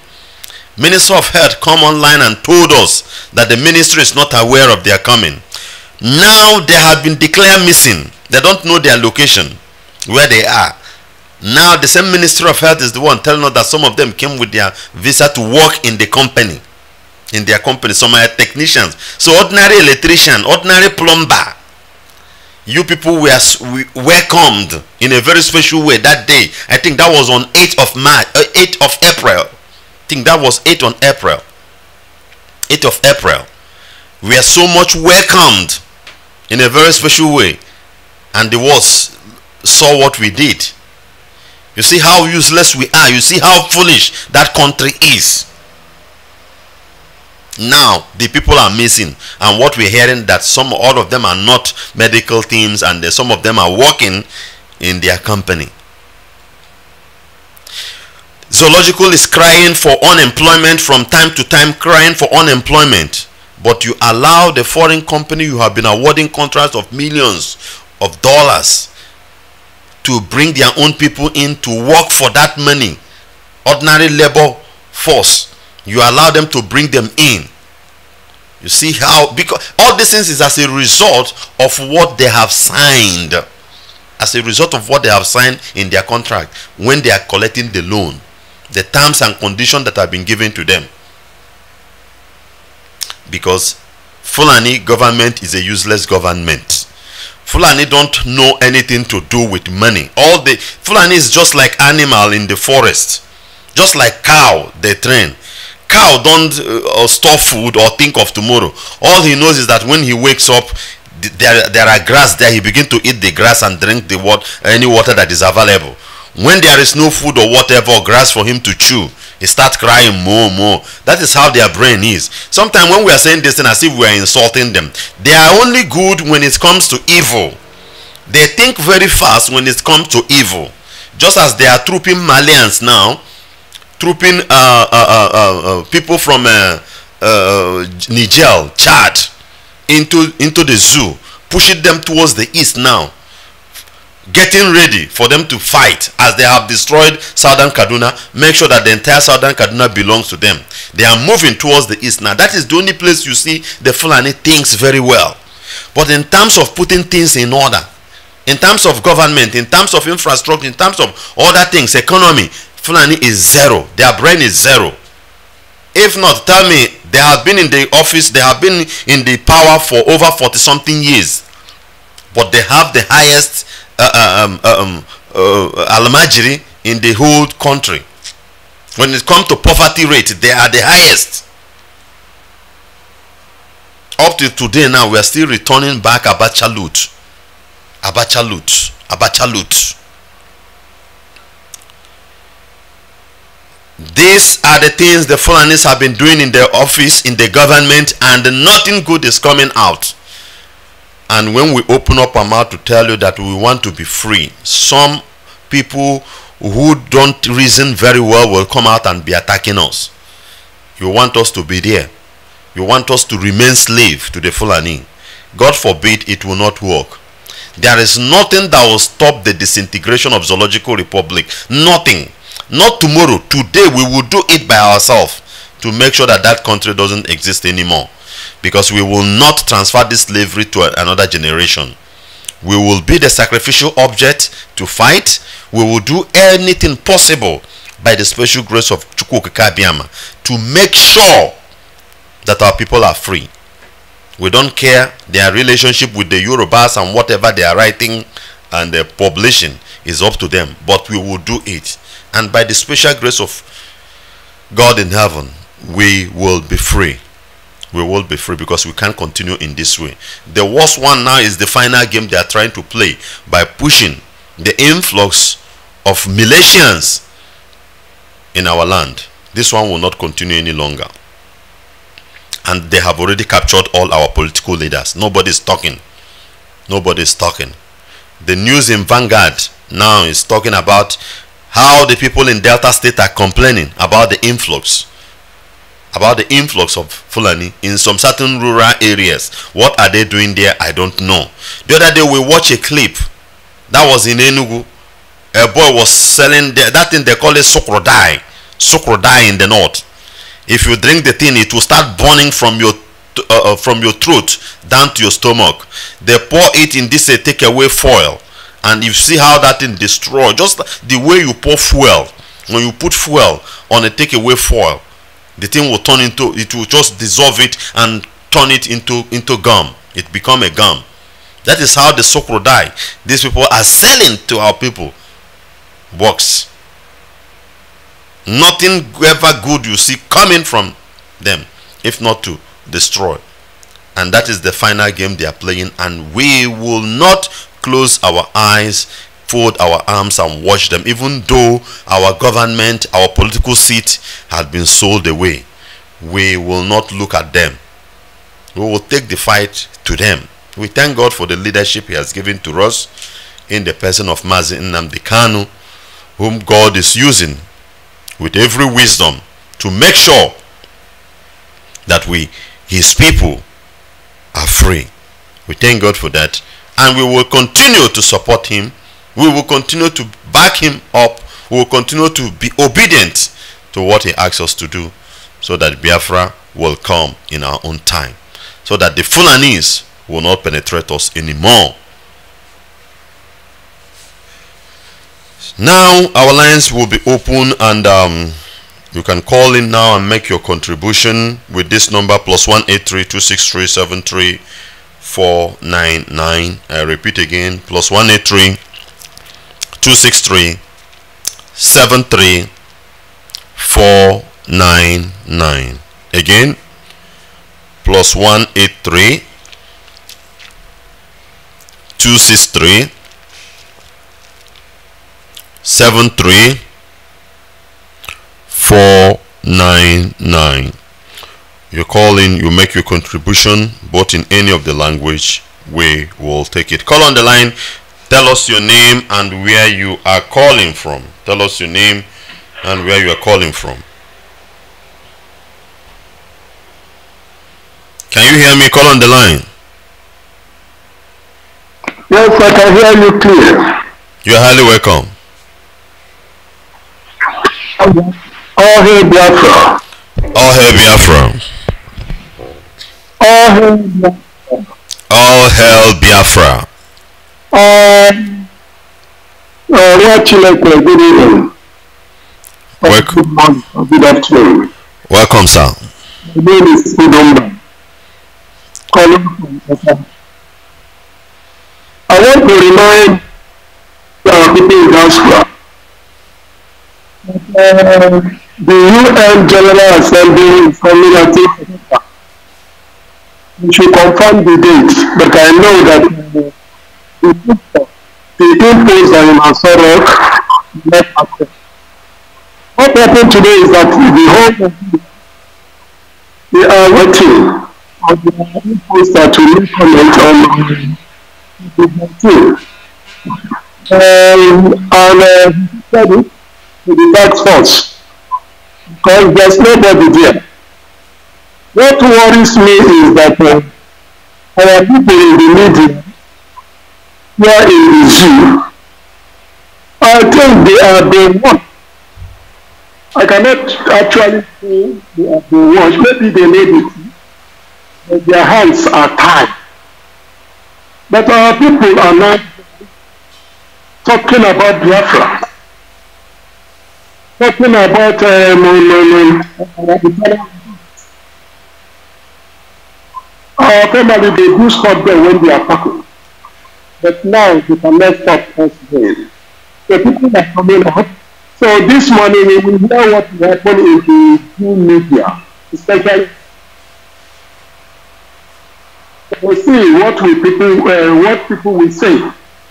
Now I was talking to Malanga, and he don't understand exactly what I'm saying. I knew that he is.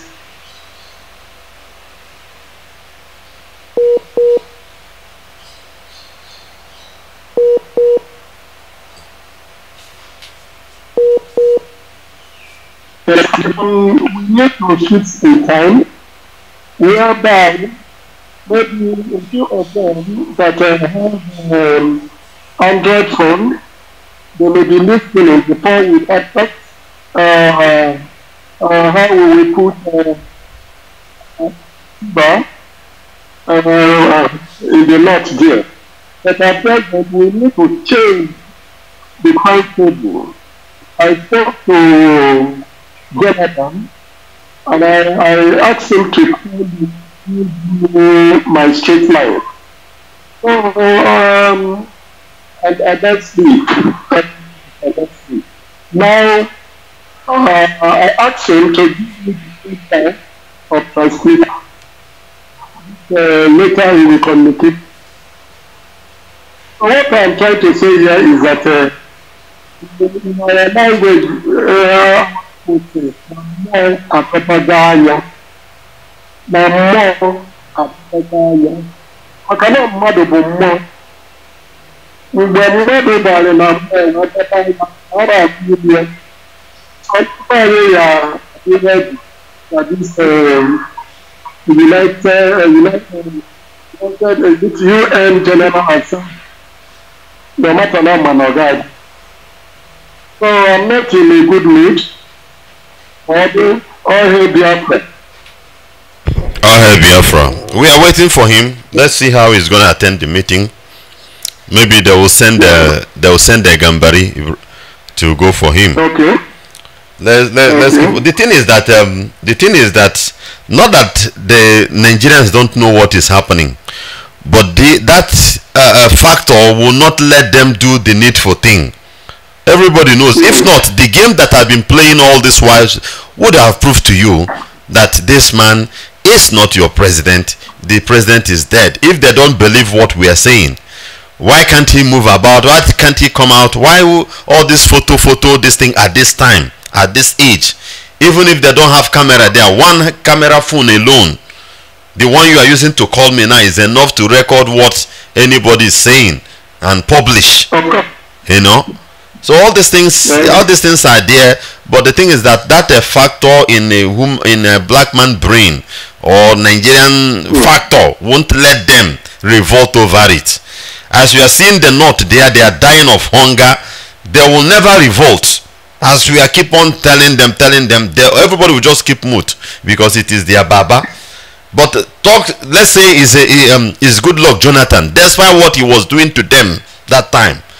That's what good luck Jonathan did to the north with his heart, everything. He was just channeling it. These people do not vote for him. They didn't even give him the 5% vote that Buhari was saying that the East gave to him. They didn't give it to Jonathan. Jonathan was there because of his own people from the East. But still, he diverted his attention out of stupidity, out of fear to them, to make them to be human. Still, look at how they fought him with Boko Haram, all manner with journalists, with media. Jonathan could not relax for one day in that office until he get out. You know. But so if it is a different person there, if it is a different person, they would have done something. But because it's their own person that is still there, despite the man, I'm coming. Because it's their own person, they will continue to allow that injustice to be there. That is one thing with them. And when you try to lay foundation with injustice, allow it to continue, allow it to be there, and you are expecting something good to come out of it, it will not work. It won't work. The result will still be the same. You have the mic, sir. Okay, thank you. Remember, there is a bomb blast in Yobe and Orole today. And this government is on fire right now as we are talking. So, let's see what will be happening within the week. You said something about hunger. See, an experiment cannot endure hunger so long, like we the Southerners. Because I could remember when I was planning so that our Igbo men will start to train apprentices of houses. The problem was that they cannot endure hunger. So if God help us, God, that is on our side, if we are able to put transmitter in that knot, I'm telling you, to be able to change. You know what you do? Now, if I call my friend like say Baba, they will start to abuse me, the Northerners. Anyone I call on phone and I say Baba, he will say, come, where is Baba? So, let's see what we do. Thank you. All hail Biafra. All hail Biafra. Thank you very much, sir, for your contribution. And may the good Lord continue to strengthen you. This is Radio Biafra House of Service 2 coming to you from the platform of Radio Biafra London, being deputized by the good man himself, Mazi Uchemefo, under the leadership of one and only Onyendu Mazi Namdekanu. And this message is coming to you from me, nwachineke. The last caller I will bring you in. You called before, but I'll bring you in back. Just hold on a moment. You will be live here with us.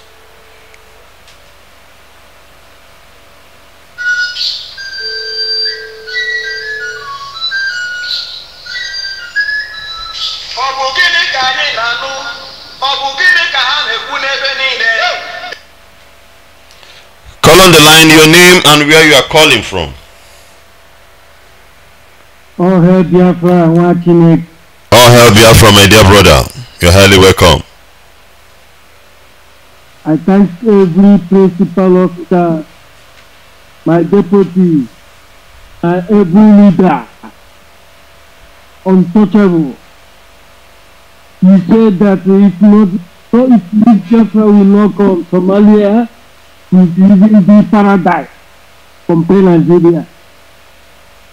I want to tell every Biafra, we must continue the best. Now, we have right on behalf of IPOB, indigenous peoples of Biafra, we have right to sue Chinese government for damages.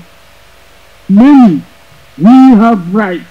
The world must hear from us by fire or by force. We stopped the march of Washington, June, because of coronavirus. In lockdown, this Hausa Fulani invading our land. What are you going to do here now? You want to pay the world, borrowing money with China to come and mine in our land illegally is not acceptable. my dear brother, if we do not take action, we are going to drop one by one. Chinese will hack our numbers in our homeland, and these Fulani people will be coming and killing our members at home. One by one, they have plans. Chinese in our country is not acceptable. They have planned nwachineke.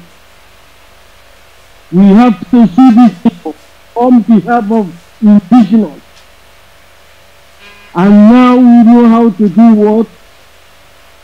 To send our social distance and continue our agitation, dialing for people to come and join this struggle. They will not stop us. Chinese in Nigeria is a disaster. Fulani will put Hausa and Makeri in the concentration camp. Chinese know how to do it. We need to put them where they belong and treat our people normally. Nwachineke. If not, we are gone. And God who brought this man will keep us long alive in Biafra. And even to give him 1 million men to almost let's take it and support our governor like we cross rivers. We are doing a great thing for this tracking of this terrorism in our land. We need to do something for these people will start the action. Oh, hey, Biafra, nwachineke, keep it on. God bless you. Oh, hey, Biafra, my dear brother, thank you very much. May the same God as well bless you too, and every officer working assiduously for the restoration of our dear land, Biafra. Chukwu Kabiama will continue to strengthen us, bless us, give us all we need. Make sure that Biafra is being restored in our own time, not tomorrow, but today. Thank you very much for calling, and we must continue. We must continue. You can call in and make your contribution both in English and in Hausa with this number +183 263 73499. This is Radio Biafra Hausa Service 2, coming to you from the platform of Radio Biafra London, being deputized by the good man himself, Mazi Ucheme 4, under the leadership of one and only Onyendu Mazi Nnamdi Kanu Ohamadike 1 of Biafra land. He is the leader of the indigenous people of Biafra. He is the director of Radio Biafra and her television. And the message is coming to you from me, a proud disciple of our leader Mazi Nnamdi Kanu, a servant of the Most High and a servant of the indigenous people of Biafra in the person of nwachineke.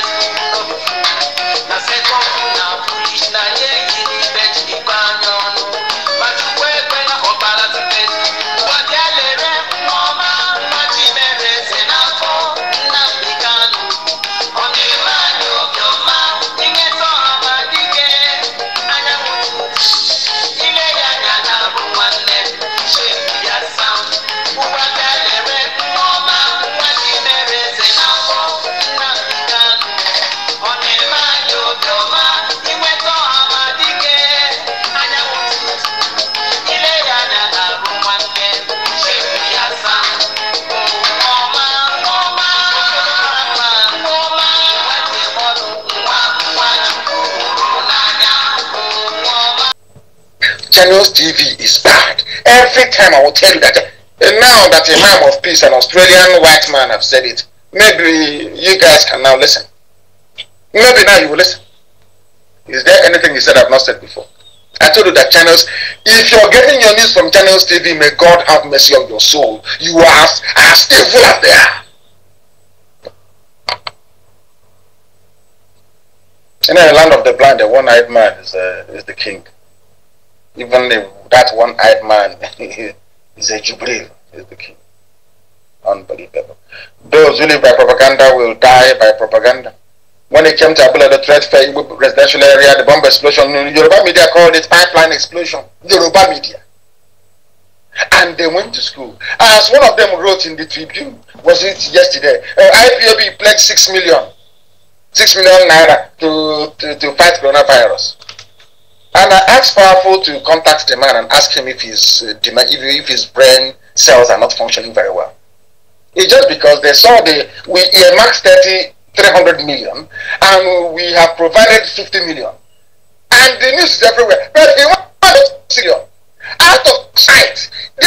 I keep asking some Yoruba friends of mine, do you people gain? What do you gain by being like, what do you gain? What is your gain? What do you gain by this thing that you do? One day you're normal, the next day you're supporting evil. What do you gain by doing that? Then I'm telling them the truth. I love Yorubas. I will work together. But all these things you're doing is not good. Abula, the threat fair, Igbo people killed, destroyed, is a gas pipeline. Now they have killed you in Akure. Is it maybe it is the kerosene jerrycan that exploded? I thought it was a fuel. This one is a kerosene jerrycan that exploded. But had you stood up then when the bomb explosion went off in Abulado and said this is a terrorist attack, they wouldn't have attacked Akure. That's the way it is. People wonder, oh, why the CNN is not covering news about Biafra? Because CNN reporter is a Yoruba man in Lagos. How can he report you? How can he write a report about you? We are not fighting with them. We are not quarreling with them. And I keep asking Yoruba, are you fighting a secret war with the Biafran people? Is there any war you're fighting? Come out in the open. And then I realized that most of them are from Ilorin. Ilorin was conquered by Fulani people with the help of houses, and they are all suffering from what is called the Stockholm syndrome. You know, where you love your conqueror, your rapist, where you love somebody tormenting you. That brain that black Africans developed after the Europeans came, colonized us, and messed us all up, killed us in our millions. We still followed them sheepishly. Maybe it's in our blood, who knows? But not in the blood of Biafrans. I condemn that in total. But the governor of Ondo State, his name is, what's his name again? His name is Odunayo Akredolu. He said it was bombed. Not jerrycan, not kerosene jerrycan that caught fire in a nearby market and exploded. And I keep, but this hatred that Yoruba media have for Biafrans, where did they get it from? Are we fighting with them? I've been researching history. We never invaded Yoruba land. Yoruba, you love those that invaded your land and took a Ilorin from you. Is that normal?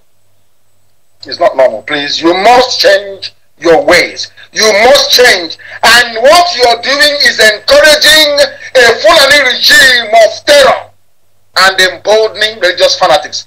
They ask some people to go and observe lockdown or whatever it is, a curfew. They burnt down a police station. The IGP of police have not spoken.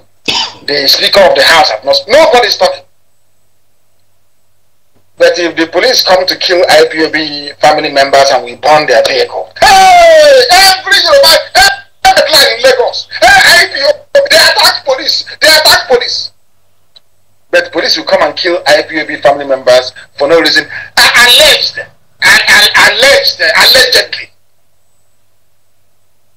Do you know that a police station was burned down in the north? There was no outrage, no outpouring of righteous indignation by the. Why am I focusing on Yoruba media? Because they are helping the conquest of the South.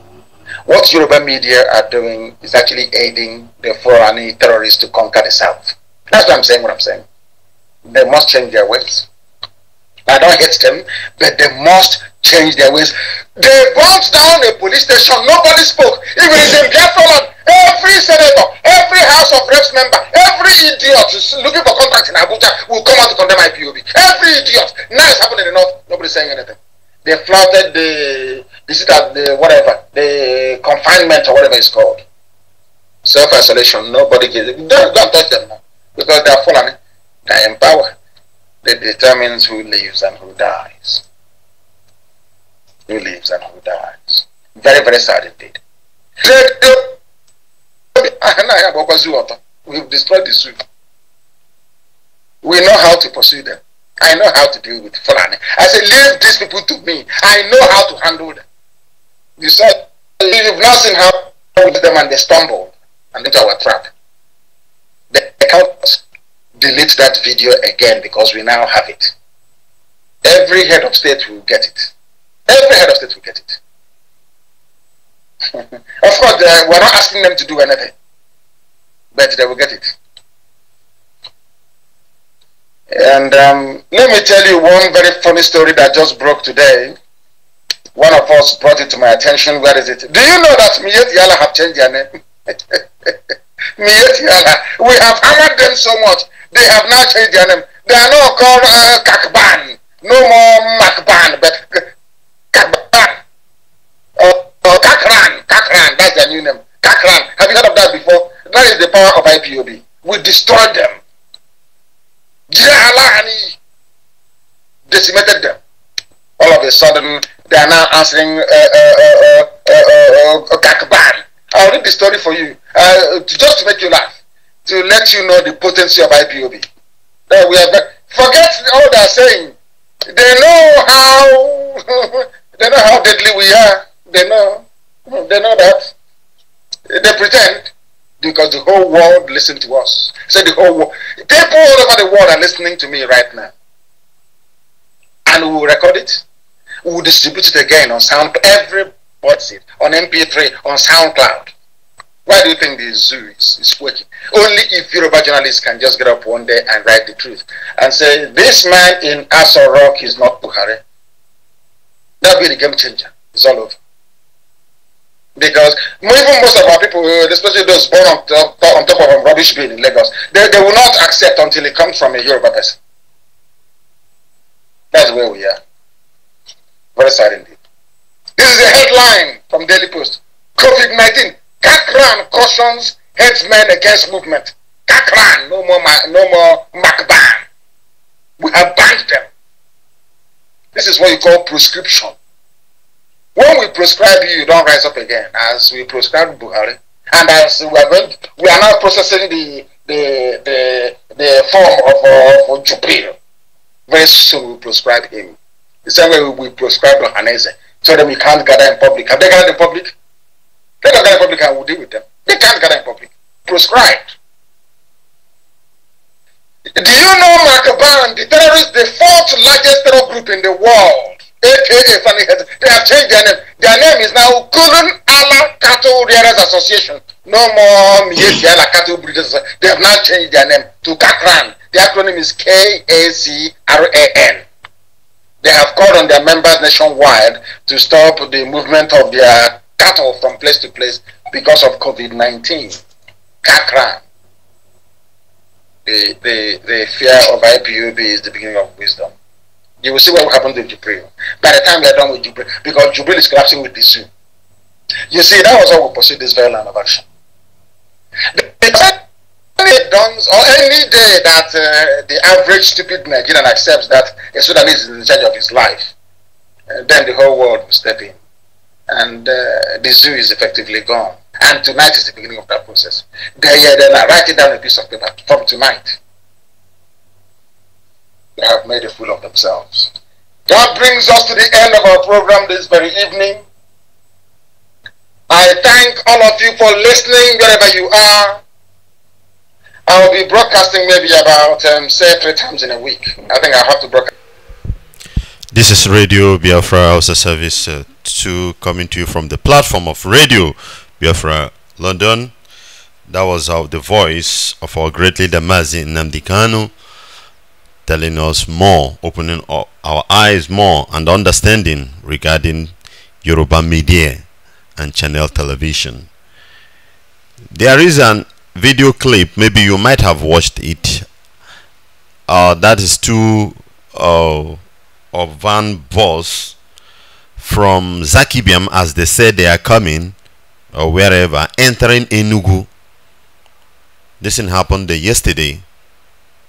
They were entering Enugu with able men.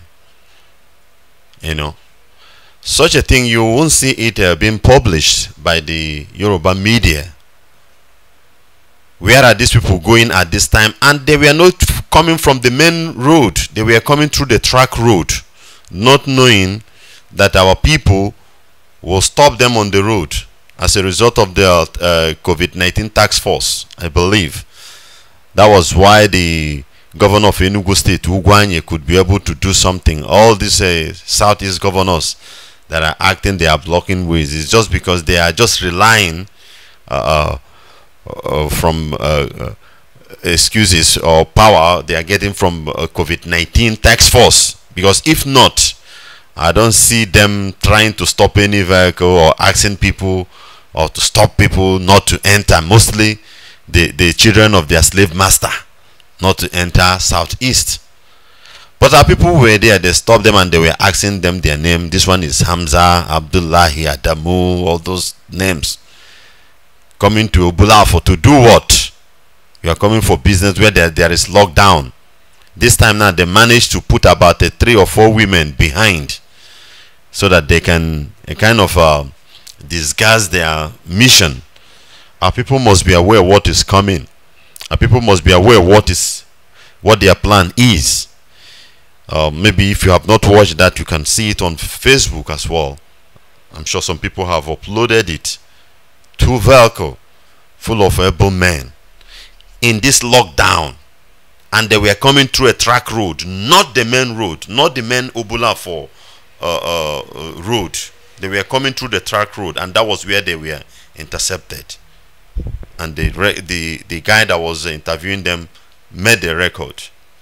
We must understand the game they are playing, and the channel televisions and Yoruba media can't see this kind of thing and publish.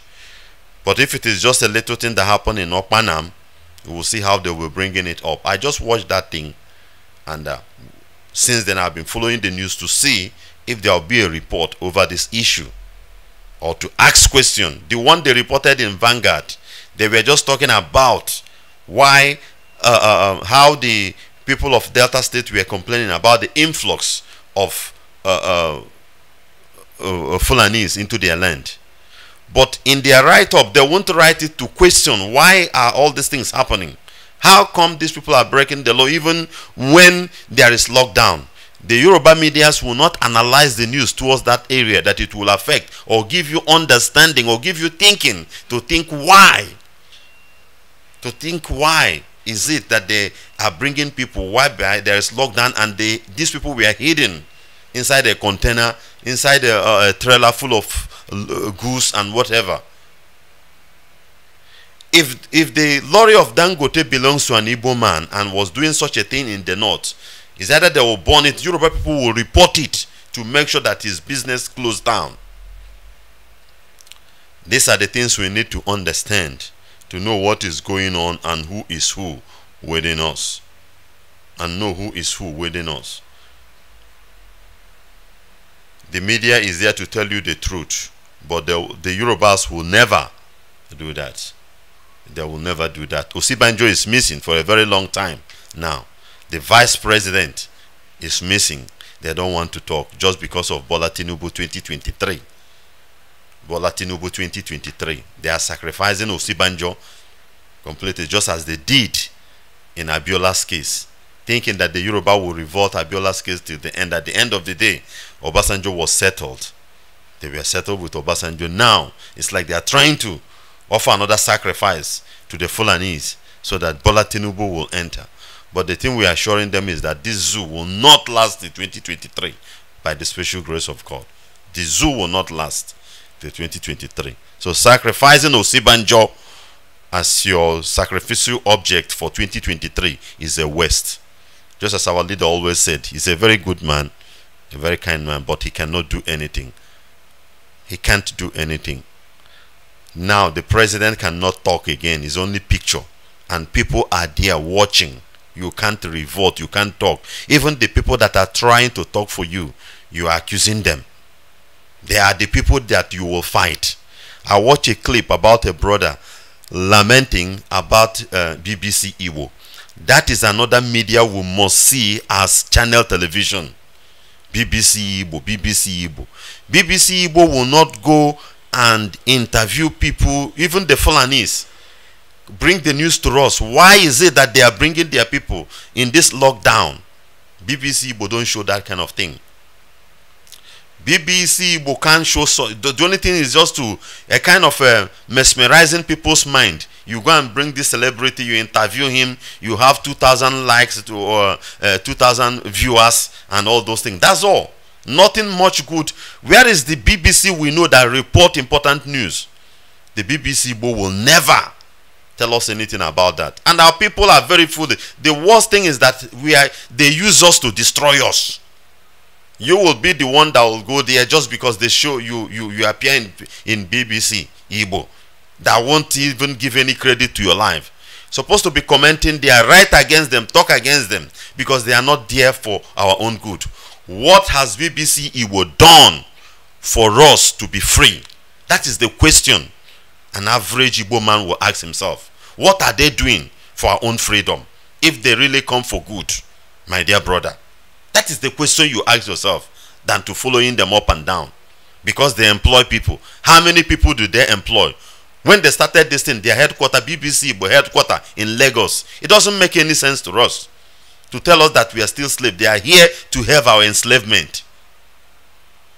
They can't report any serious news that will affect, give him positive impact to us. They will never report such a thing. It's either maybe where a house is demolition or all those kind of things. It doesn't make. Look at things that are happening. Why not question the people in authority? Immediately, that woman from Yoruba broadcasted something regarding our leader. That was what they just react on it. But you have been hearing about the missing of Osibanjo. You have been hearing about the missing of the Photoshop of the president of Zoological Report. What have you done to report it in Igbo language so that the Igbo people who don't hear English can understand it? BBC Igbo will never do that. They will never do that. As we are hitting the channel television, the virus has already come into us via BBC Igbo.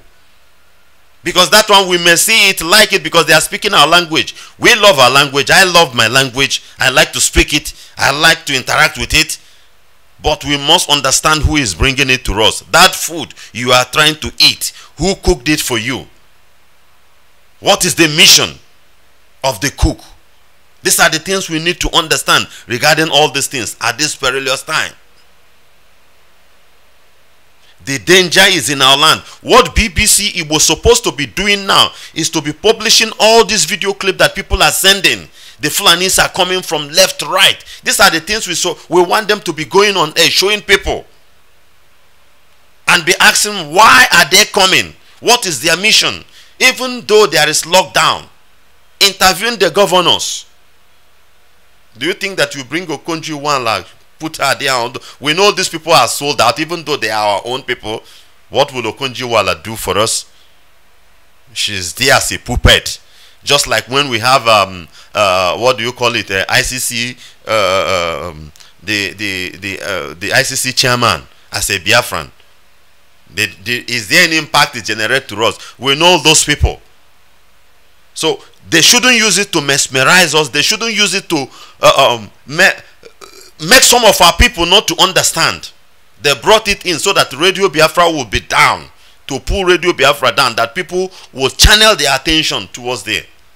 Just as our people had been focusing on Yoruba news before Radio Biafra come up to break it off. Now they now log in via radio BBC Igbo to be distracting us, Our people must understand, you want freedom, and freedom can't just come like that. Freedom needs sacrifice. One of the sacrifices is some of those things that look good, but it's not good. You need to live it. It doesn't matter what it costs you. You want Biafra to come, and the people who are working against Biafra will call you on their own radio station, and you go there, you won't talk anything about. I didn't say don't go. If they invite you, go there, you tell them what the main thing, or why you are talking, you bring out the issue of Biafra there, because they don't want to hear it. These are the ways you need to do it before your freedom will come. If you don't do it, brother, sister, this plague will eat you off. I'm not talking of the plague of the pandemic. I'm talking of the plague of the Fulanis. The influx, the coming of these Fulanis. They will eat you up when the time comes. History repeats itself. They did it for Hausas. Who are you? They conquered the Yorubas, some of their land. Now our political leaders have gone. You can't hold any leader. If not just somebody like Nweke now, you can say that yes, this man is not a puppet. Tell me any other governor that will rise up and talk. Who? So what again? What left? They will give them land, give them a place. They will bring their arms and do, to the extent that they are killing us in our land. There was a clip a brother recorded. That is somewhere in Enugu State. They call it camp. They call it camp, where they used to go and farm. People from there are running out, and the brother went in there with his motorbike to record where the Fulanis, the cattle rearers, they are rearing their cattle in people's farm. And that is the area, that is the most fertile land where our people, cultivate and bring food to the town. Then people who will farm are going out because of Fulani. These are the things that are supposed to be reporting. People will understand the danger. But you can't hear it, and you will be supporting something that will never report such a thing to you. The video is still circulating on WhatsApp. I got it. I watched it. Such a thing is supposed to be published on BBC Igbo News on Facebook for people to see it all over the world. But they will not do that. And you and I will go and keep on supporting them. That is where we'll kill ourselves. That is how we are destroying ourselves by ourselves, my dear brother. We must make a change. We must make a change, and we must understand the game the world is playing. Nobody will come and help us get this Biafra. Nobody will get this Biafra for us. For help to come, we need to start the fight by ourselves. We need to show the world that we are serious. If we keep on waiting for them, or you are waiting for them to talk for you, nobody will talk. If the word you are calling will see a celebrity from the eastern region, from the Biafran region, being interviewed by BBC Igbo, at the end of his interview, he didn't even say anything about his freedom, about the coming of Biafra, about his own people, about the influx of the Fulani into their land and whatever that you have been tweeting, sharing, sending to them. And he knows these people as one of the key people. At the end of the day, nobody said it. They won't take you serious. Just as they will hear about Biafra, then they will go and ask Your Excellencies, is it true that your people want to move away from Nigeria. Your Excellency will say, no, nothing like that. These are just ordinary people. Don't mind them. And they will relax. That is how they will see you, the celebrity and other people that are talking on Igbo, BBC Igbo News. And your people are dying, and something will affect you tomorrow, because that is where you come from. Fulani will not come and say, hey, you are a celebrity, or you work with the politicians or whatever, leave you. They will finish everybody. Didn't they kill a prominent Yoruba person, the daughter of a prominent Yoruba man in Yoruba last time? They don't care who is who. Bullet doesn't care. It can gun you down at any time. We must understand all these things and help ourselves. Our leader and IPOB has been there fighting this thing. You just relax. Nothing. But the little chance you have, you would have contributed. You don't want to do anything. You don't want to do anything. I remember the discussion I had with one of our radio member here, Mazianene from US. Some of you will go and buy or have hope you get visa and go to America. That place is not safe for you. Even the real African Americans, I will call, let me say, that are indigenous, if I should use that word. Not the people that come in just newly with visa. People that have been there with the white people that went through slave trade. They are killing them. How much more you? Who are you? That is nobody. There is no place like home. Let us begin to think of our home. Look at the danger that is coming. Don't wait for channel television to report it for you. Don't wait for BBC Igbo to report it for you, as they are not ready. If they call you, you report it by yourself there. If they call you for interview, you go there, you tell them. Now, this is the era of social media.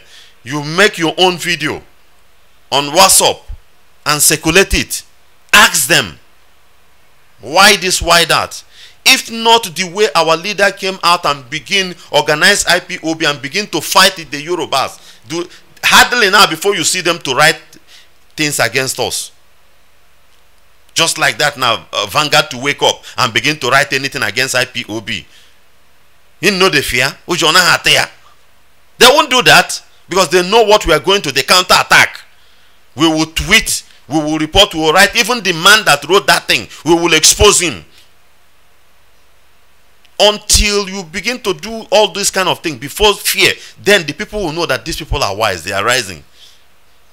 Somebody from Daily Trust now, Punch, just wake up to go and write any rubbish about IPOB. We will descend on him. Both his boss and the writer, whoever. So this is the time everybody has to wake up. You are a comedian. Sometimes your comedies will be against your struggle. What you do, just to make people laugh, you are doing it against your own people. Whereby you're supposed to. We have artists. What are you people doing? This is the time you're supposed to send message to the world. Bob Marley was killed because of the message he was sending via his music. All his music were a message to the world, to the white that have been enslaving people since then. These days now, what they will write and publish and sing is just something that doesn't, you know, it's just to destroy human life, if I will put it in that way.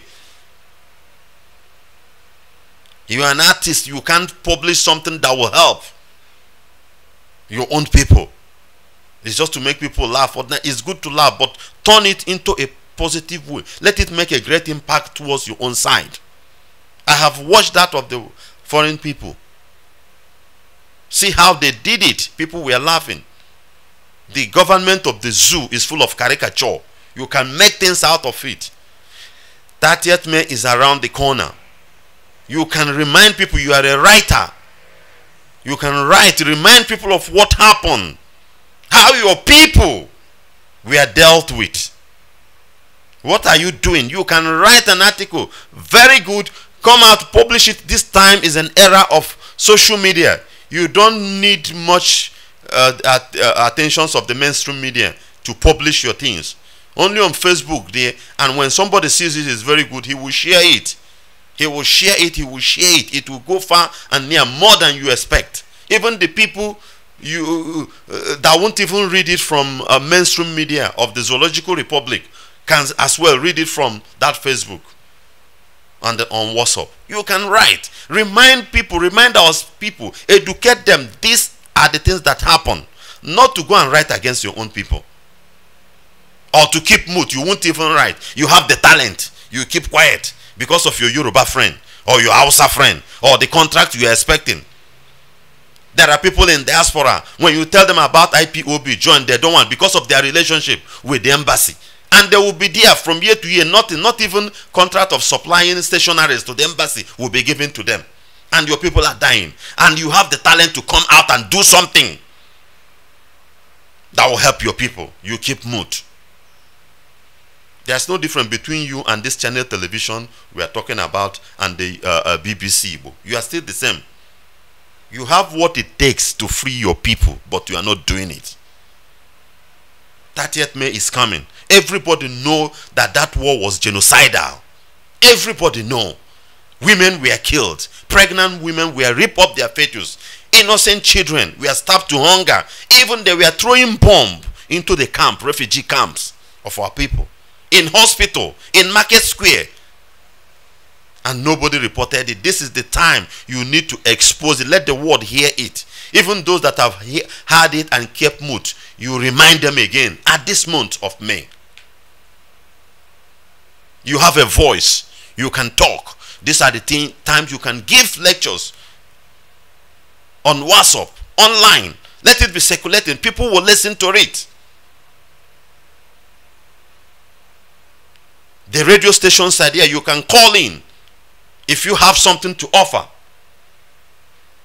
Let the world know so that you will be free. Not just to keep mute or to follow your enemy. Keep on serving them and going nowhere. Oil is off. The oil price is down. So before it will rise up again, who knows? Who knows? Maybe by the time it may try to rise up, the world may not be using gas again to move their vehicle. So it's nothing. Now they are trying to take your land. They need a comfortable place. These people are children of Sahel, desert area. Now they are looking for a comfortable place. It is your God, our God, that put us here. He knows the reason why. When we migrated, when we moved out of the land of Israel at 70 AD, it was God Almighty that brought us to that land. And we were there till today. And nothing will take us off. These people from Sahel has located and they want to. And you are watching them. Following your useless political leaders to destroy your own. How much will they give you? How long will it last? That money they are giving you, how long will it last? Then think of your own children. Think of your own children. Are we going to allow them to suffer the same thing? Your own brothers died in Libya. Some died in Mediterranean Sea trying to cross to the other side.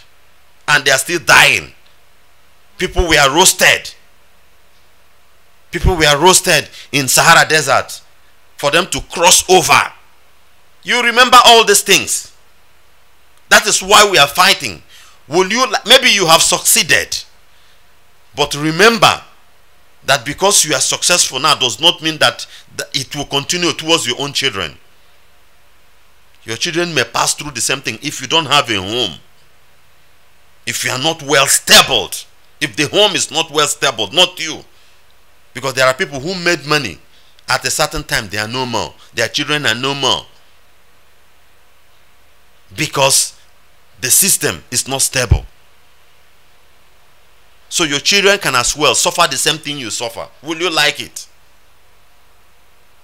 Women are being raped on the street, on the road, trying to cross over. People are dying.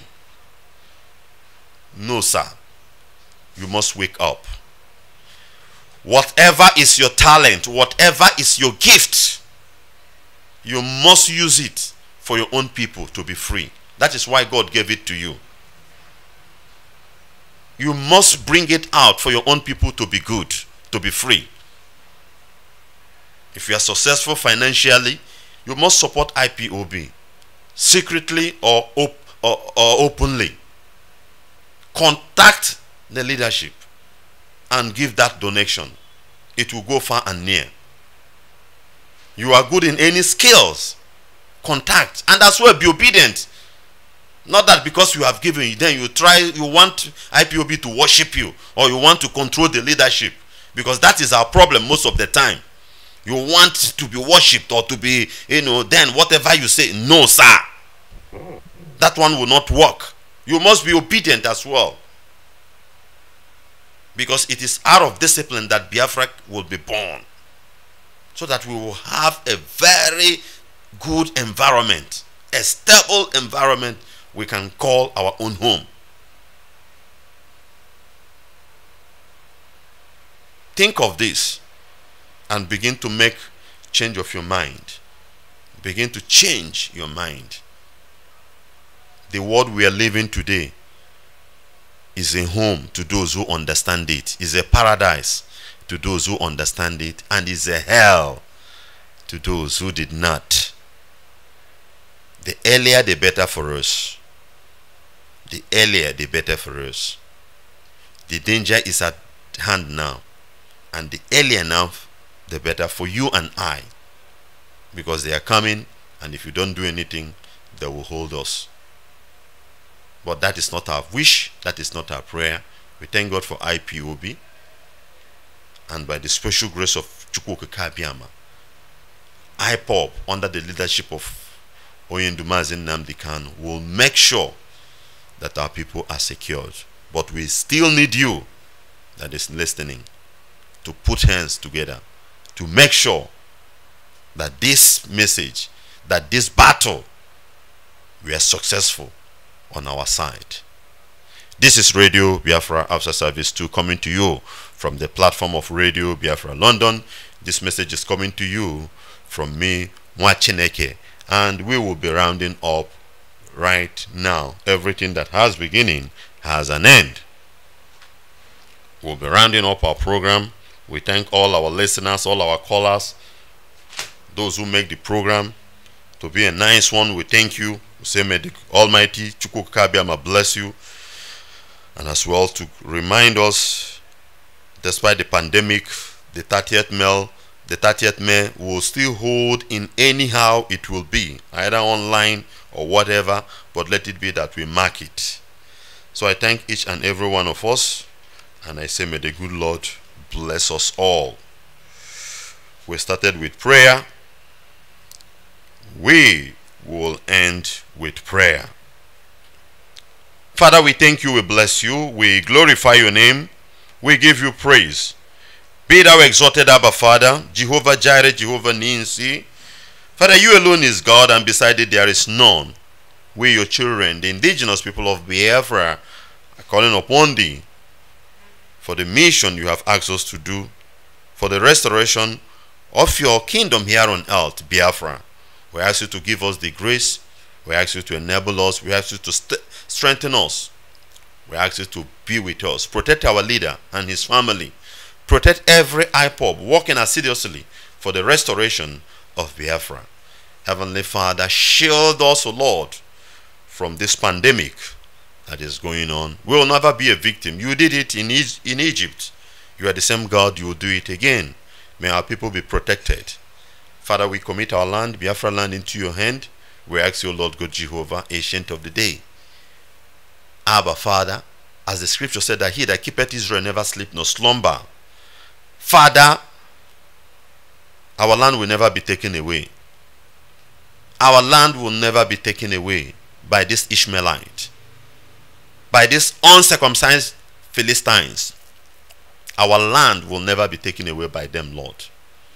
You never sleep, you never slumber. You will protect us.